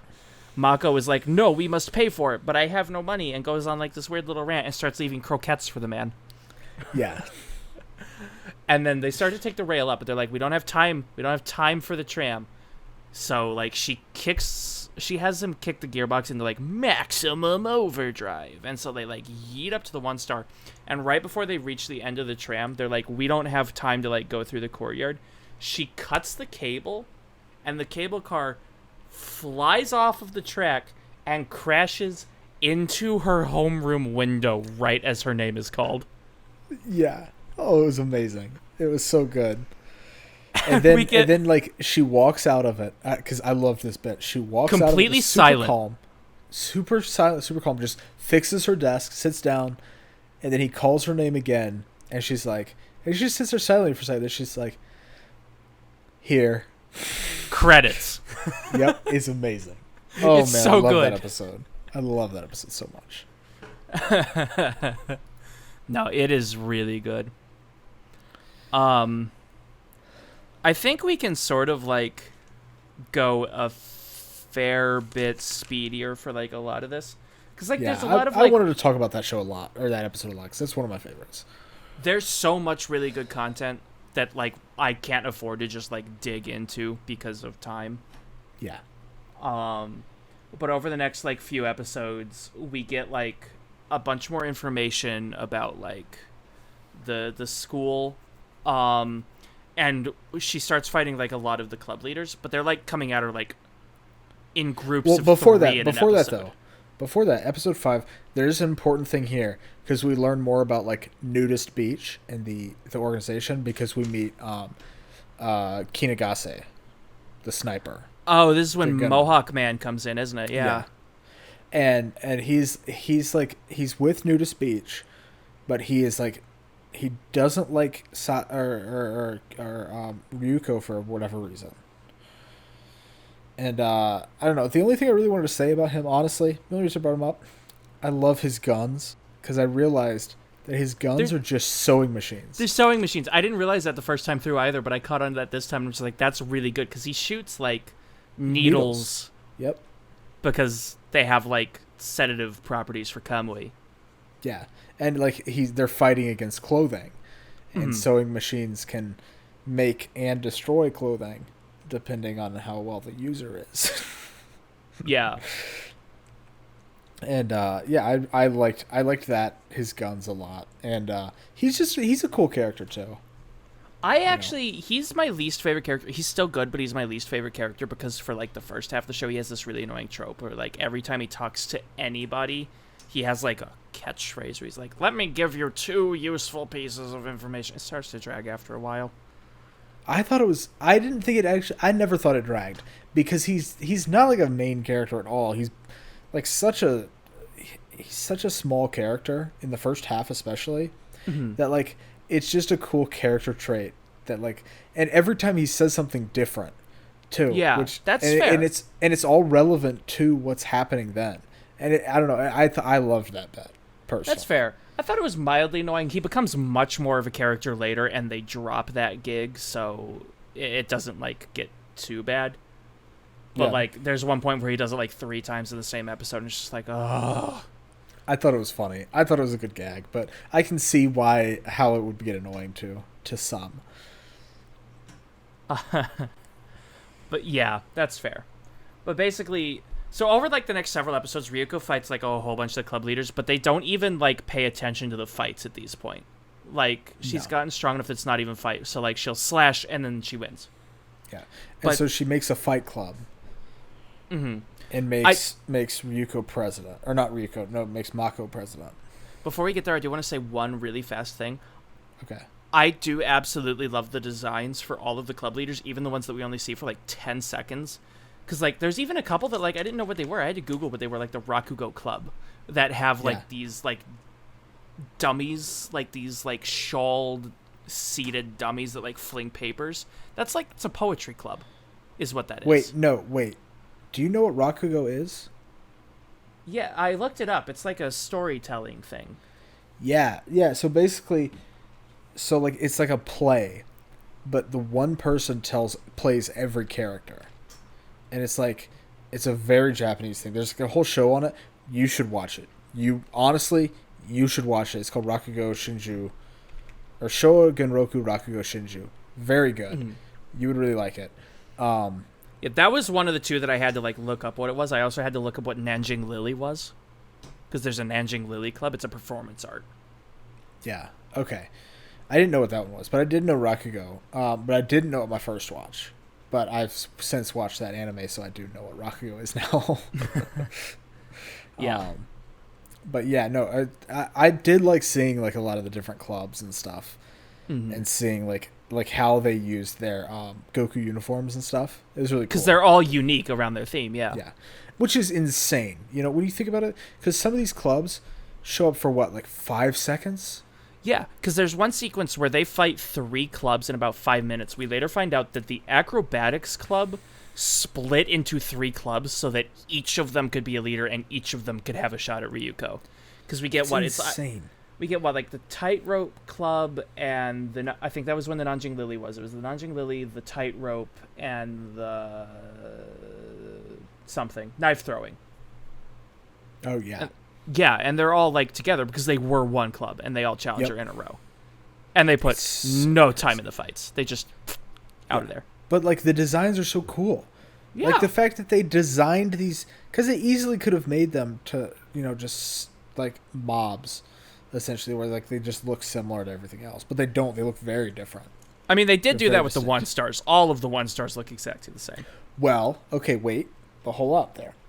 Well, that's because the 1-stars are like cannon fodder. They're not relevant. Okay, wait, no. Here's the thing, though. As the show goes on, and like people kind of start to realize that maybe Satsuki isn't the best. Maybe we shouldn't just follow her all the time because of what Ryuko's doing. You notice that some of the 1-stars are starting to become more distinct and have more characters. Like there's like during so like this is the next thing we'll talk about, but like during the election that happens, like when you see the initial crowd, there's only like a couple of them that look the same, and like those like the ones with the bowl cut, haircut. There's only a couple of those. Everybody else in the crowd is distinct. Okay, I didn't pay too much attention. And it progresses as the show's gone on. At least from where I'm at, I don't know how far it will progress if everybody gets different. But like at the beginning, all of the 1-stars look exactly the same. But as it goes on, they get like more and more personality because they're like, oh wait, we don't have to follow Satsuki like to the letter, which I thought was really cool and a really good design choice. That's fair. Yeah, I didn't pay too much attention to the 1-stars designs after a while because, again, for like a long part of the show, they're all the same. They're just 1-stars. They're rank and file 1-stars. Like a fight breaks out and you see like 70 of them get destroyed. Oh, for sure. Do you want to go ahead and talk about the tournament arc, or is there something else before? I do want to make one last comment. In episode 7, she fights like 6 club leaders or whatever. This was during the Fight Club sequence. Oh, we should talk about the Fight Club a bit. because that's a lot of the development on the Mach and Shocks. That's true. But we get another really great episode where the teacher has to talk to Ryuko, but he can't get her alone. He can only find her while she's with Mako. So he just takes some acupuncture needles and just flings them at her to paralyze Mako. And stops to have the conversation while they're just eating lunch. Oh yes, and she just she turns into a postcard memory, and she's just colored penciled in. Oh man, that was amazing. And the reactions, such a good gag. The actions from Ryuko are just so good. Yeah. And they have their conversation, and they're like, "What did you do to Mako?" And he's like, "Oh, she'll feel better in 10 minutes. She'll feel better than she ever did before." And he changes to nudist beach form. He flips his hair back, and they have their conversation. He goes to leave. He goes back to dweebish teacher form, pulls the pin out, and is just like, "Oh, well, I'll see you back at homeroom," and just toddles off. And Ryuko's back to eating lunch, and she looks a little upset. And then Mako's like, "Hey, something wrong?" And she's like, "No, your mom's lunch is great though." They keep Mako in the dark for a really, really long time. Oh yeah. Well, could you imagine Mako in the light at the beginning of the show? Oh jeez, that'd be such a bad idea. Oh my god, yeah. Yeah, right. No, yeah. So we'll talk about that one episode with the Fight Club, because that's only one episode, I believe. That is entirely in one episode, yeah. And so basically, Ryuko does this, creates this Fight Club because she keeps getting attacked by all the other clubs, and she creates it. And she's like, "Well, if I'm gonna have to fight all these people, I might as well gain something from it." She makes the Fight Club so that she can rank up, and makes Mako the president so Mako can rank up. And because so to make Mako do all the hard work. Well, no, because Ryuko's like, "I'll be the president," and then Gamagori's like, "Okay, you have to go to this meeting, this meeting, this meeting. You have to fill out all this paperwork. You have to fill out all this stuff." And then she looks surprised and is like, "Actually, Mako will do it." Oh, that's right, yeah. But still, she also does it for Mako as well, so that Mako can rank up and so that her family can get better living conditions. Because if Mako wasn't the president, then I don't think that her family would really get the bonuses. It would just be Ryuko who would get the bonuses. Probably. But because Ryuko lives with them, she's able to live with them in their system. So and then eventually greed starts to overtake all of the what is it, Makunshok? Makunshokes, yeah. Yeah, because when they start the club, she gets 1-star status, and so they move into this cozy little apartment. It's just a nice little place. Yeah, and Mr. Makunshok is just like, "I never thought I would live in a place with an air conditioner," which honestly, that's a mood and a half. Also, but not only does it have one air conditioner, they're like, an air conditioner in every room. Mm-hmm. And Ms. Makunshok is cooking with actual food. Actual mince. She's still making croquettes, but it's with actual mincemeat. And she's like, "It comes from actual pigs and cows." What? It's crazy. And Mako is a freaking trooper and toughs through all of the work, and eventually files her 2-star application as a club leader, and they give it to her, and they move into this mansion. Yeah. At which point the whole family, they lose the family dynamic. Because Mr. Makunshok is going to a professional doctor's meeting, and the kid is buying chocolates for all the girls in the town. And also both the mom and the dad are going to clubs at night. So the mom's going to a host club, and then the dad's going to a hostess club. And so none of them are spending time with each other at all, which is what Ryuko loved, because she never had that experience because her mom died when she was young. And then she became a delinquent because she didn't like her dad or something. I don't really remember exactly what that was about. I will not speak any more on that subject. But she became a delinquent, and so she never spent time with her family, so they never had family meals at the table. Mm-hmm. And so Ryuko missed that once all this started to happen. Because even Mako she got these cool little glasses, and she started wearing a suit. She looked so sharp. Yeah. But Ryuko's in the dining hall, all of the families wandered off, and Mako's like, "I have to go fill out paperwork. I'll see you at the club meeting tomorrow," or whatever. Yep. And it's really sad. Oh, but then Ryuko is just like, I'm quitting the club. And Mako's like, you can't quit the club. You're the best member. And Satsuki is like, all right, well, if you're going to quit. And she throws a wardrobe into the field in front of Ryuko and Mako. Yeah, in between them. Mm-hmm. And it's like, all right, if you're going to try to leave, Mako, you need to stop her. And in the cabinet is a 2-star Goku uniform for Mako. Yep. The Fight Club uniform. Oh, man, Mako looks so good in this thing, too. It is such a excellent design. I especially love the piece of straw in her mouth. Mm-hmm. She has like that. She's like this beat up freaking Jotaro hat, wears a jacket with the sleeves loose. She has a brass knuckle that says Mako on it. Mm-hmm. It's so good. It's so good. It's the best. Oh, so and they have a fight. There's those weird sandals with the two wood, the Japanese. Oh yeah, sandals. The Japanese wooden sandals. Yeah. And then they have a fight, and then the parents come and like, wait, Mako, don't. And then Ryuko's like, yeah, no, tell her to stop, please. And then they're like, and then they get in the stands and like, Mako, don't you lose. We can't afford to like go back to the way we were living before. And Satsuki's just like, aha, greed leads to the dark side. And then Ryuko's like, no. Actually, they're good people. And then Mako's like, please defeat me, and takes off her suit and like lets Ryuko rip it up. And then the rest of the family takes off their clothes as they're running down to the field, and they all beg for forgiveness from Ryuko. Yeah, basically, and Ryuko's just like, bruh, you're all stupid. yeah, don't you do that again. And then they go back to eating mystery croquettes. And it's fun. Naturally. I want to try one, but I also do not want to try one. I do not want to try one. What, are you insane? Everyone else says they're so good. Yeah, but like also that's not food. You want to know how you can try one? You just get a bunch of random crap from your apartment, put it in a deep fryer, and then eat it. There you go. I mean, I could do that.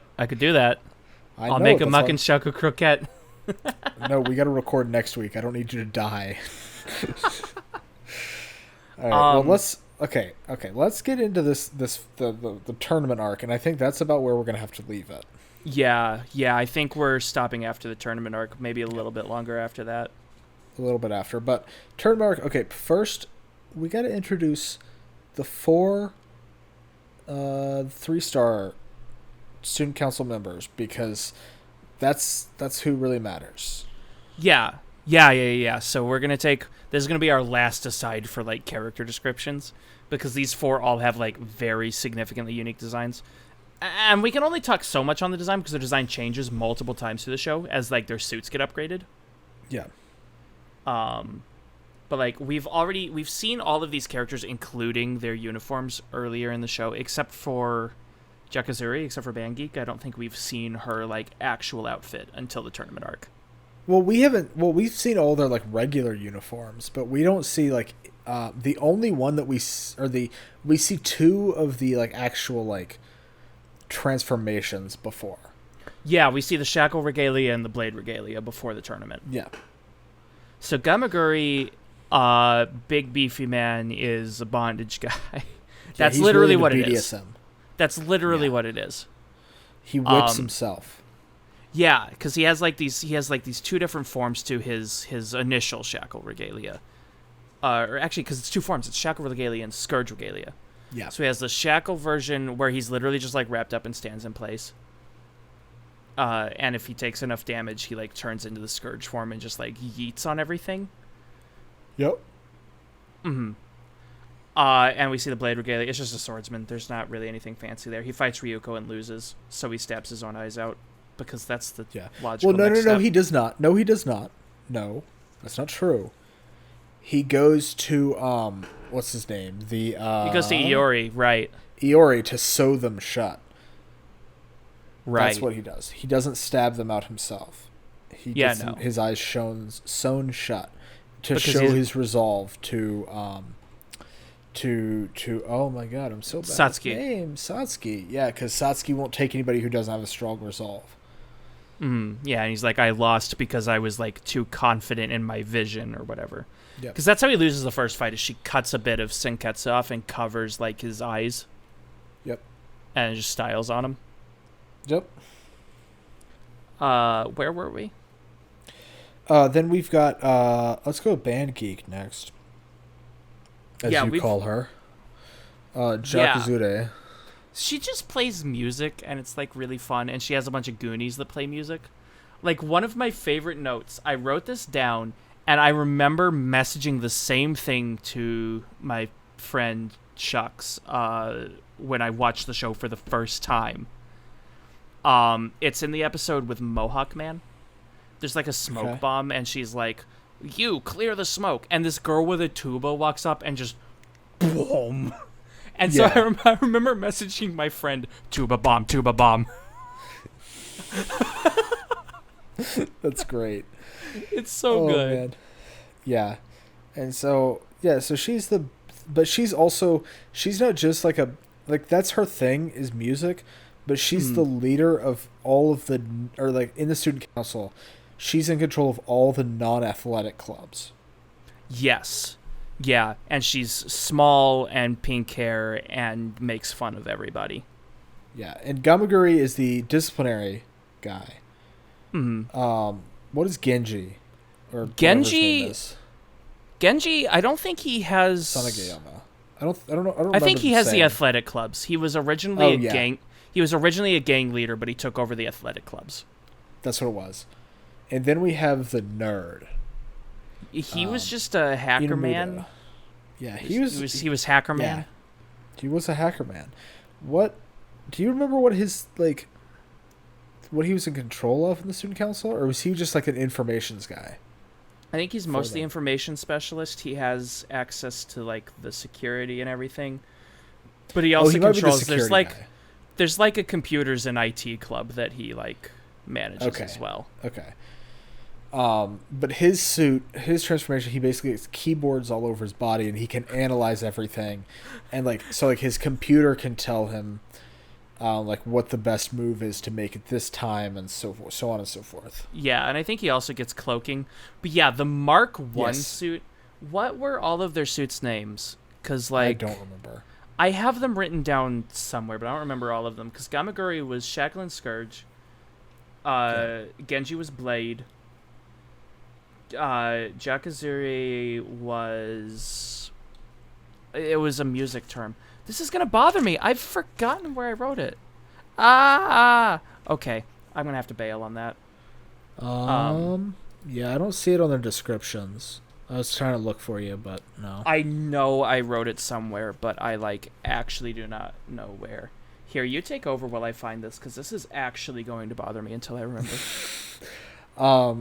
Okay, so basically, the way the elections work is people have 7 days, and they have to show back up to the schoolyard, right? And from the schoolyard, and then there's going to be another big fight. And so once the 7 days passes, everybody the people who survive show back up, and then Satsuki's like, all right, guys, well, have whoever gets to the top of the pillars first. That's who's going to be your candidates to vote on, basically. Real quick, I found it. The other two were Symphony Regalia and Probe Regalia. That's what it was. Yep, that's right. Okay, now continue. Sorry about that. No, you're all good. I was honestly very worried about that too. Just didn't want to show it as much. So obviously the 4 3-stars get to the top of the pillars, but there's 1 pillar left because there's 5 pillars, and Ryuko gets to the top of it. Wow, surprise, surprise, big shock, I know. Yo, wild. And then I believe all 4 of them really kind of say, hey, we want to propose something to you, Satsuki. We would all like to fight her one-on-one. Mm-hmm. And Satsuki's like, aight. Basically, that's what she said. She's like, okay, that sounds cool. And so they all fight her, and then Satsuki's like, all right, well, you might have noticed that all 4 of your pillars are at a different height, and that's going to determine the like who goes first, and so Gamaguri's is the lowest, and that's so he goes first. So it goes for whoever's lowest, and it was based on how many students they defeated. Mm-hmm. Gamaguri only defeated the students that attacked him. With the Automotive Airsoft Club. The Automotive Club and the Airsoft Club teamed up on him. Yeah, it was really cool. So he is the lowest, and then it was the nerd Inamuda, and then it was Jakuzure, and then it was I do want to say his name, Sanagayama. Sanagayama is so Genji. That was the order of the fights. And so Kiryu, or oh my god, bro, Ryuko. I'm so bad with names. So Ryuko is like, all right, guys, or like she's like up against Ganamori first, and he's like, all right, or she's like, all right, let's go, let's fight. And he's like, no, the fights start at 1. We're gonna stick to the schedule, and it's like 8:55 in the morning, and so they have to wait so long. And that's when we get the scene with Mako getting like a pin in her with the nudist beach guy, and she's eating lunch, and you know, she has to win because the lunch that Mako's mom makes her gives her, was it 1 million horsepower? I don't remember. I'm pretty sure that's the phrase that Mako used. So then eventually they end up fighting. You know, obviously Mako oh my god, bro. Say one name. Are you gonna be all right? Please. I just want to say one name right. It's always Ryuko's name that I have an issue with, and I don't know why. It was Ryuko. She starts attacking and stuff, and like Gamaguri, and obviously Gamaguri's suit. That's what he wants. He likes to be attacked. He likes to be whipped. He likes it, and once he climaxes, then he goes into, what was the name of his second suit? It was Scourge Regalia. Yeah, Scourge Regalia. And it's just a ton of whips. Yeah, it's a ton of whips. And so then, you know, Satsuki ends up beating him because she's able to get a new form in Sanketsu. Yeah, she gets like this blade form. Not Satsuki. I swear, bro. I swear, dude. Okay, here, you know what? I got this. You take over. Basically, yeah, so, like, the way she fought is, like, she knew that, like, she can't attack Gamaguri directly because then he'll just yeet on her. So she's like, okay, I just won't attack you. I'll just stand here. And he's like, aha, you fool. I can whip myself. And he starts doing that. Uh-huh. And it's very uncomfortable. There's a lot of innuendos. Oh, yeah, he all the time, he just says, I'm about to climax, and when I do... Yeah, and he has, like, this ultimate move that I think he called Whip of Love, and it just shoots out of his crotch. Gamaguri is a very uncomfortable character, but he's also a great character. He's so good. Oh, man. The other Elite Four are not near as sexual. No, they're not sexual at all, actually. No, that's just Gamaguri. Yeah, Gamaguri's a freak. Yeah, that comes back later. Oh boy. Oh boy, can't wait to get there. But basically she like attacks him intentionally to make him open up, and then like gets enveloped. He like Scourge Regalia ends and like closes back into Shackle and like pulls her into his suit, because the outer side of his suit like can't be destroyed, but the inside can. And she just turns her like shirt into blades basically to destroy him from the inside out. Yeah. And so she moves on to fighting tech support. Okay. Yes. I for the longest time couldn't remember the Elite Four's names except for Gamaguri. So I wrote them down in my notes for like the first half of the show as Gamaguri, Tech Support, Band Geek, and Genji. And you got Genji from who? I don't know, from Overwatch. It was definitely from me. Because, yeah, I didn't have a good name for, what's his name, Sanagayama? I didn't have a good name for him. There's one specific shot that looks like Genji. I sent you a freeze frame from after, like, each of them have been individually defeated. Plot twist, she beats all 4 of them. Oh, shocker. But there's Actually, she doesn't. Actually, she doesn't. She kind of does, kind of doesn't. Yeah, because another character shows up who we haven't talked about yet. But as each of them get defeated, they go and join Mako in the stands. And so Gamaguri is, like, mostly naked next to Mako, but like puts on like a loincloth or whatever. Tech support surrenders the fight. Like, he realizes he's going to lose, and he's like, nope, I'm out. I just wanted to get some data, and just walks off.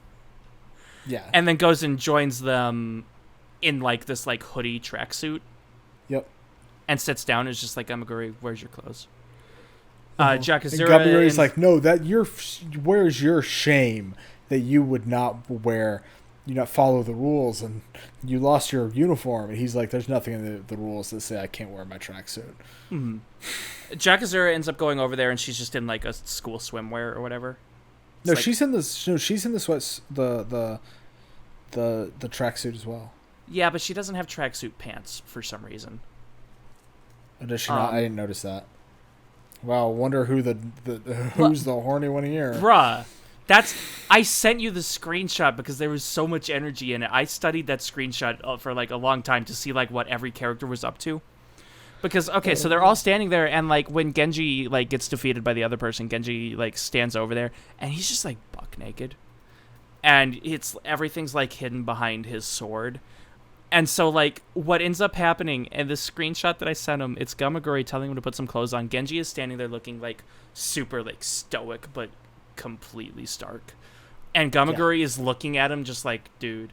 Jakazura, the tiny little girl, is like super embarrassed and is like looking down, covering her face. Tech support's just on his PC, like ignoring everything. There's so much energy in that single freeze frame. Yeah, it's a really good shot. Mm-hmm. Oh, there's one more design thing that I want to talk about really fast. I forgot about this. The regular uniform for tech support, he has a collar that like covers his nose and mouth. But whenever he talks, there's like a mechanical part that like opens up in front of his mouth. Yeah. His hoodie doesn't have that. But there's one scene, I think it's when they're fighting Blade Man. Everyone is shocked. Mako puts on a shocked face. Gamagori looks shocked. Jakazura looks shocked. And then tech support like pops up in front of the others, but his face is still covered. He manually unzips the front of his hoodie and then makes the shocked face. Well, whenever he talks, I don't know if you noticed that, but whenever he talks when he's over on the sidelines, he manually unzips his hoodie. Mm-hmm. Yeah, because it covers his face. And yeah, because he's used to like the automatic from that. Yep. But I think it adds to the timing, like shocked face, shocked face, shocked face, unzip, shocked face. Oh, no, it's great comedic timing. It's so good. I love the Elite Four. Their designs are excellent. Yeah. I don't think the fights in this segment are anything like particularly astounding to talk about. Except for Sanagayama's. Sanagayama? Because Sanagayama doesn't fight Ryuko. He goes to, and then the show's like, nope. Nope. Hello, I'm Nui. Nui? It's not Nui, is it? Yeah, it's Nui. It's Nui Harime. Oh, yeah, you was right. I know I'm right. Yeah, okay, bud. Okay, calm the ego. Hey, you can't slow this train down, baby. But yeah. Oh, also we get another configuration during Jakazuri's fight because Jakazuri has like this airborne stand or airborne uniform, and so Ryoko's just like, "Aha! What if I flew too?" And then grows jet legs. Yeah, she turns into a strike witch. Which you're not going to get that reference, but like some people might. I think you've sent me a screenshot of the like. You told me we were interested in watching it. Yeah, I want to see it.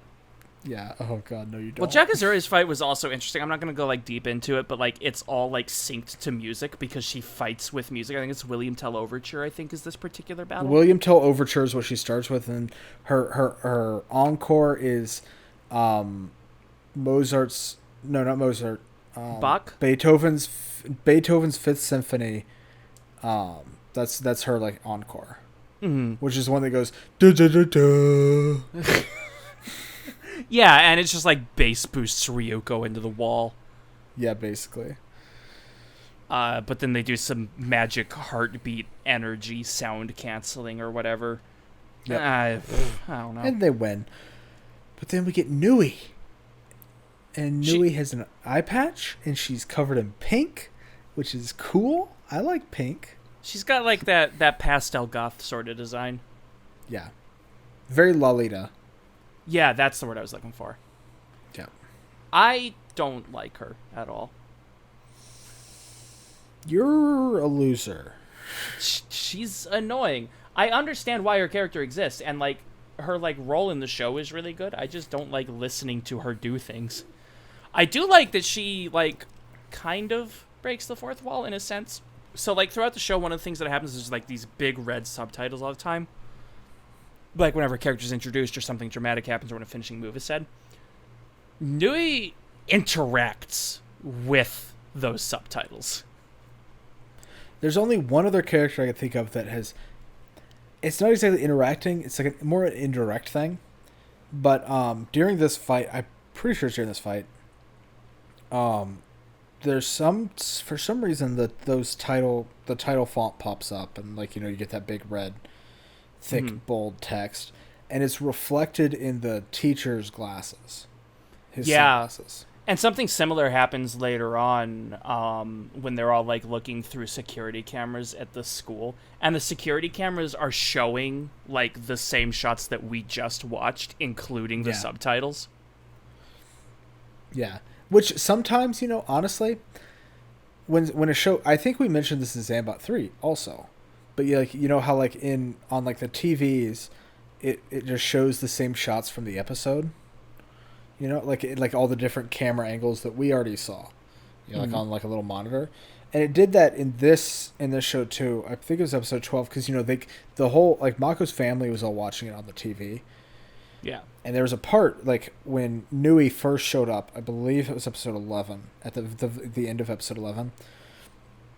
Nui just like shows up, whatever. We get all these different camera angles, and then it like turns into a postcard memory on her face. And that same thing happens on the TV, but it didn't bother me at all because it fit with the style of the show. Whereas like in Zambot 3, it did bother me a little bit because I was like, okay, well, like it's clear they're just reusing it. And like here, it's like, yeah, it's clear they're reusing it, but also like it doesn't feel out of place, which is the important thing, I think. Yeah. Yeah, that's fair. So yeah, like Nui comes in and like interferes with Swordman. This is how Swordman gets defeated because we find out there's like this one thing. It doesn't really come back later, unfortunately, which kind of bothers me. There's a thread, joke fully intended, that gets kind of dropped. She shows up, and interrupts the fight, and Swordsman is like, "This is my fight, don't interfere," and tries to swing at her, and she like has like this long pointy fingernail that she sticks into his suit, hooks a thread and pulls it out, and that one thread makes the entire suit just fall apart. Yeah. What was the thread called? Do you remember? It was called a banshee. Yeah, the banshee, yeah. And it's like the life fiber that like it like bundles the entire thing together. No, there was a sound. Something settled over here. My house is ghosts. Yeah, no. That only happens like one other time because they pull the banshee out of Senketsu and it like really hurts him, but she's like, "Wow, what is going on?" Bro, you're actually haunted. Is that my stuff that's moving? We got an episode to record, dang it. Yes, we do. Shut up, ghost. Yeah, and yeah, she pulls it out with her her pinky, and Mako's like, "Oh, that's the red string of fate that ties the pinkies together." And Kamaguri's just kind of like, "All right, whatever, you do you, bud." They do. They pull one out of Senketsu, and then they're just like, "Oh, you're a Kamui. You have multiple of them, so you didn't just die." Yeah. Which makes sense, realistically. So then Satsuki's like, "Hey, I don't like this," and she comes down to interfere with the fight between Nui because, oh no. So before that happens, that's when Nui's like, "Oh yeah, no, I killed your dad." Yeah, and we get a flashback to that. Yeah, and we see how that all happened, and then Ryuko just loses it, and Senketsu's like, "Wait, hold up, chill out, bro. If you go too hard, then I'm not going to be able to, do anything." Yeah. Basically. Yeah. And she, like, this is like when one of Ryuko's like major flaws comes in, like character flaws, because she has a tendency on occasion to like let rage sort of take over. And it's the first time we actually see that, and her blood literally begins to boil, and it makes Sinkets go nuts. And they turn into like this like monster. Yeah, this cloth monster. It's a really cool design. It is mildly unsettling, I'll grant it that. That's why I like it. It's very unsettling. And it's pretty scary, honestly. Mm-hmm. Because like when you first see it, you're like, there's Ryuko's dead. Because her head is like way on the off shoulder. To the side. Her skin is all like, I believe it's like blue or green. Yo, that might actually be a hint towards something we find out later. I'll address that in the second part of this episode. Oh, come back for part 2. Yeah. Shameless plug. Oh, man. But yeah, and so she gets this really cool design that she just goes berserk. And like she has lost all consciousness, fighting on instinct, basically. Like not even Senketsu's able to control anything. And then Mako's like, wait, no, she's going to die of blood loss? And then her family shows up. We get a line that I directly quoted, people die when they die. Oh, no, sorry, no, when die people when die, they die die. of blood loss. Yeah. Yep. Oh. Yeah, it's amazing. It's like, oh man. Yeah, that's one of those to go in the books, but it's intentional this time. Whereas honestly, like there's a couple other ones that are like super weird, but not in the same way. Yeah. That doesn't make any sense. The Mohawk man ends up hopping in here because we find out like his thing is like he expected her to lose control of the Kamui and was like literally on the sidelines to kill her if it loses control. Yeah. So he comes in to start fighting. But Mako saves the day. We get a Mako time. I wrote this one in small caps because it was a sad Mako time. Mm-hmm. Because we don't get all the grandiose measures. She's just like talking to him very emphatically. And I made a note. The music here is a guitar version of the main theme that's like slowed down. Yeah. Which was really good. That song also. Oh baby, how good is that song? I would love to talk about the entire soundtrack right now, but I think we need to save that for next week. There's so much good in the OST for this show. Like there's themes for like each of the characters, some of the locations, and they're all amazing. It's fantastic. But yeah, so then Mako's able to snap her out of her insane delusion. Her rage by snapping her neck multiple times. Tens of times. Like at least 30 times, I think. It is unpleasant. It's great. And then that all happens, and then Ryuko's like, wait, no, stop, I'm back. Like, because Ryuko changes back, she's like, wait, no, I'm back, and Mako just keeps doing it. Just keeps slapping her. It's great. It's great. It's good. But everything's okay. Ryuko's back to normal, and Mako's just like, I got my girlfriend back. No, it's just good. And the episode ends with her, like, coming back in, and she ends up going back home, and, like, takes time without wearing Sinkets, because things have gone a bit nuts. Yep. And that leads into the last episode that we're going to talk about today. Yeah. Which is the episode where she doesn't wear Sinketsu, and then this newspaper club president, who was banished from the school, shows up. For anti-regime propaganda. Yeah. He's like, you have to wear it. You have to. Like, we need this. This is something we need. And she's like, okay. She's like, I don't want to. Eventually puts it back on to protect him. Yeah, because he gets himself into a bunch of trouble. There's another really excellent moment in, like, the very first bit, because Newsman has one of his newspapers with her and, shoves it at Mako and Ryuko. And Mako, like, reads the headline out loud, but she only reads some of the words, to which he shouts at her to also read the kanji. I was about to say, I'm pretty sure she only reads the hiragana. Mako can't read kanji. And it's amazing. It's so perfect. No. Because there's been other lines earlier in the show where people are like, I don't know how you made it to high school. Honestly. And it's great. Mako is not the brightest. No. She's very dull. So before the other half of the Newsboy, we get like the first part of the episode is the Newsboy, and there's like a mid sequence where we get introduced to Revox and Space Mom, and then we come back and we finish the newspaper segment. Yeah. So basically, Space Mom goes on like this rant where she sums up like the first part of the plan. Like there's more to it that we find out later, but she's basically like, our brand Revox is gonna be the clothing that everyone in the world wears. Yeah. And Revox are like a life fiber clothing or something. Yeah. They're Goku uniforms, but for everybody, but for the masses. Mm-hmm. Yeah, and like they like make extra effort to point out the like obvious thing that Revox is covers, because she also mentions covers separately. Yeah. Because like the covers are the clothes that have the fibers that are trying to overtake or whatever. But she's hiding it as the brand Revox that she's selling it as.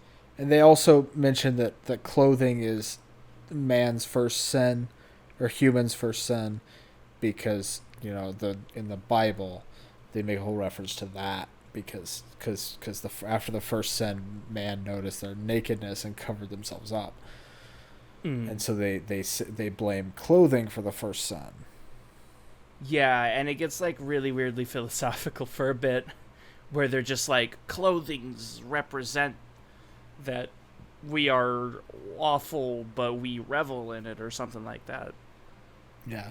And if you notice, like, all of the people following Satsuki's mom are the exact same character design, similar to how in the beginning all of the students following Satsuki were the same character design. But like as I mentioned before, like some of the students have begun to like have their own personalities and stuff.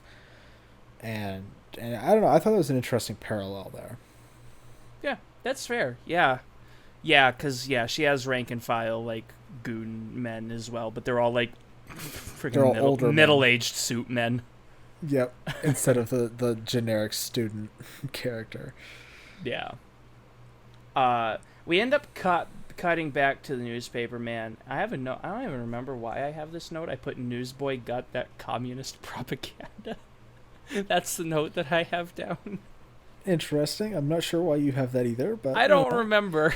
This was a while ago. Yeah. But Ryuko is just like, you convinced me to wear Senketsu again, and I'm here to save you, because he's like trapped by like 4 big beefy men. Yeah. And she stabs them, and they're just like wood puppets. They just like fall apart. Yep. And then his hair moves to the side, and we see an eye patch. A very specific eye patch. And then he rips apart, and he's Nui. It's Nui. Wow, so shocker. I mean, it was a shock, honestly. I'd forgotten that he was Nui. I don't know if you had. I'd forgotten that character arc existed, because it's like only the one episode. Yeah, exactly. It's only one episode. It's so small. I had completely forgotten. So it was a shock, actually, that it was Nui. And then Nui beats Ryuko. But not only does she beat Ryuko, what else does she do?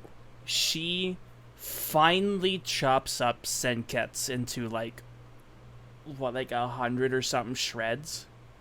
Yes, and like leaves Ryuko in her skivvies lying on a rooftop. Yep. And then all of the shards of Senketsu get sent to the sewing club. And Satsuki's like, hey, make Goku uniforms out of this. Yeah, they stitch pieces of Senketsu into into the 1-star suits. I think it's just the 1-star suits. Yeah. And I was about to say more, but that's not till next episode of Kill la Kill. So that means it's next episode of Shot of Weeb as well. Nice. All right. I think we've covered most of everything. Yeah, there was something you said you wanted to get to, or do we have time for that? We don't have time for that. Well, we have it. I think we're already past time. Whatever. We'll just keep going a little bit. Honor-bound tradition. All right. So since we can't give our scores, our ratings, general overview like we normally do, Mm-hmm. I thought we would go over our best boy and best girl. So tell me, You're gonna think my answers are boring. I just want to know who is the best boy and who is the best girl. Tell me. Well, I mean, I already spoiled at the very beginning of this episode that, like,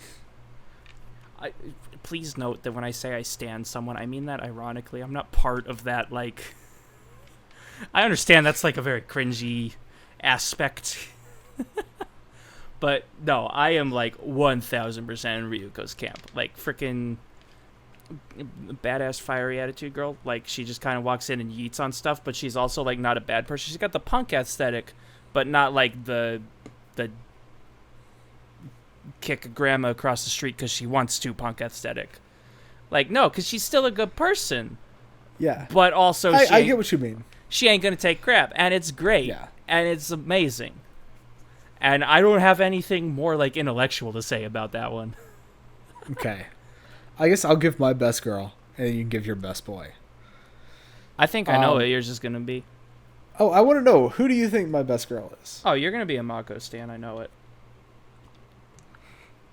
Man, you'd think that, wouldn't you? No, I love Ryuko. Really? Yeah, Ryuko's the best character in the show.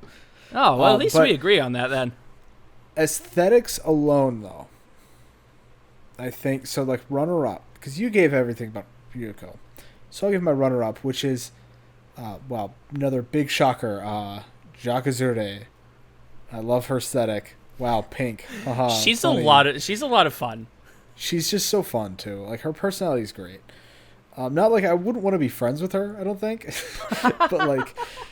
but like she's fun to watch, Mm-hmm. Yeah, and she's like awful to the other Elite Four, but like in a friendly, awful way. And she becomes she turns out like super fun in the last like 7 episodes or whatever. So I look forward to when you get to that. Ooh, nice. All right, who's your best boy?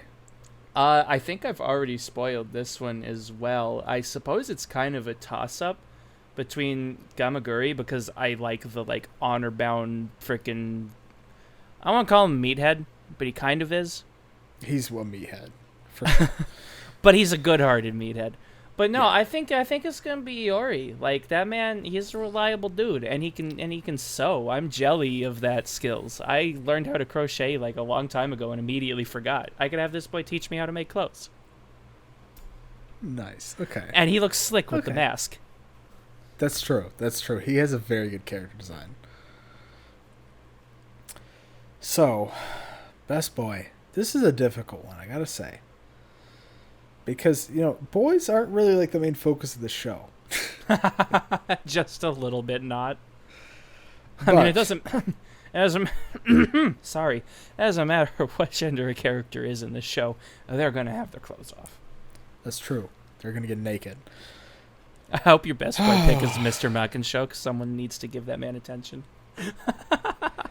Mr. Makenshow? The teacher? No, Mako's dad. Oh, Mako's dad. No, God, no. Because I was about to say, you hit the nail on the head. That's my favorite, is Mikitsugi, the teacher.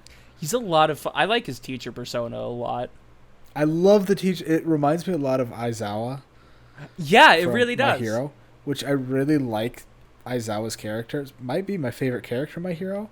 Aizawa is my favorite My Hero character as well. But I also love his nudist beach persona, too. Like the shining nipples, it's amazing. Bright, I love it so much. Purple glowing lights. Yeah, it's amazing.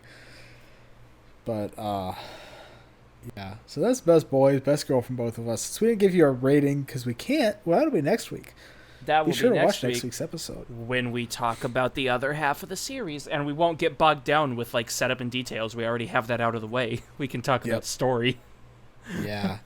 So to stay up to date, I guess, with us, follow us on Twitter in case anything happens, like we needed to delay an episode, that's where you'll see the delay. Won't happen next week though. And then if we, you can follow me you can just subscribe to me on YouTube, go Seaweed Ambassador. I got videos coming out, shortly, hopefully. Man, you're going full shill. Hey, but you can we're shilling out. Whatever platform you're listening to this on, in the description there will be links to both of our Twitters as well as Seaweed's YouTube channel and a link to the other platform we upload on. So on YouTube we have a link to our Anchor, and on Anchor we have a link to our YouTube. And as well as I think if you would like to support us, that's a thing.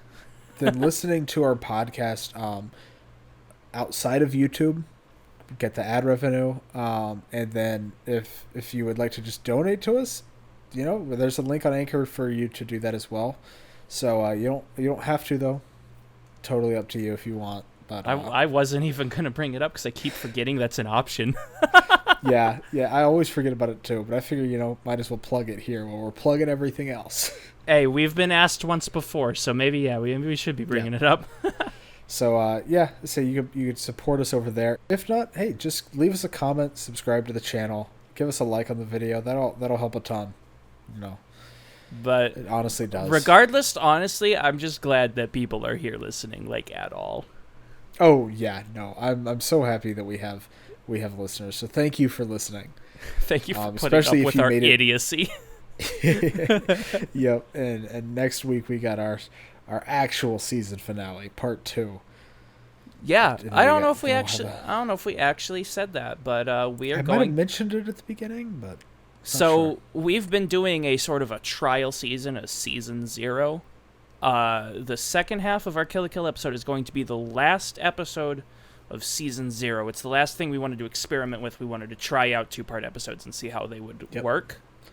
And so after that, we're going to be kicking into our proper first, official season of A Shot of Weeb after that.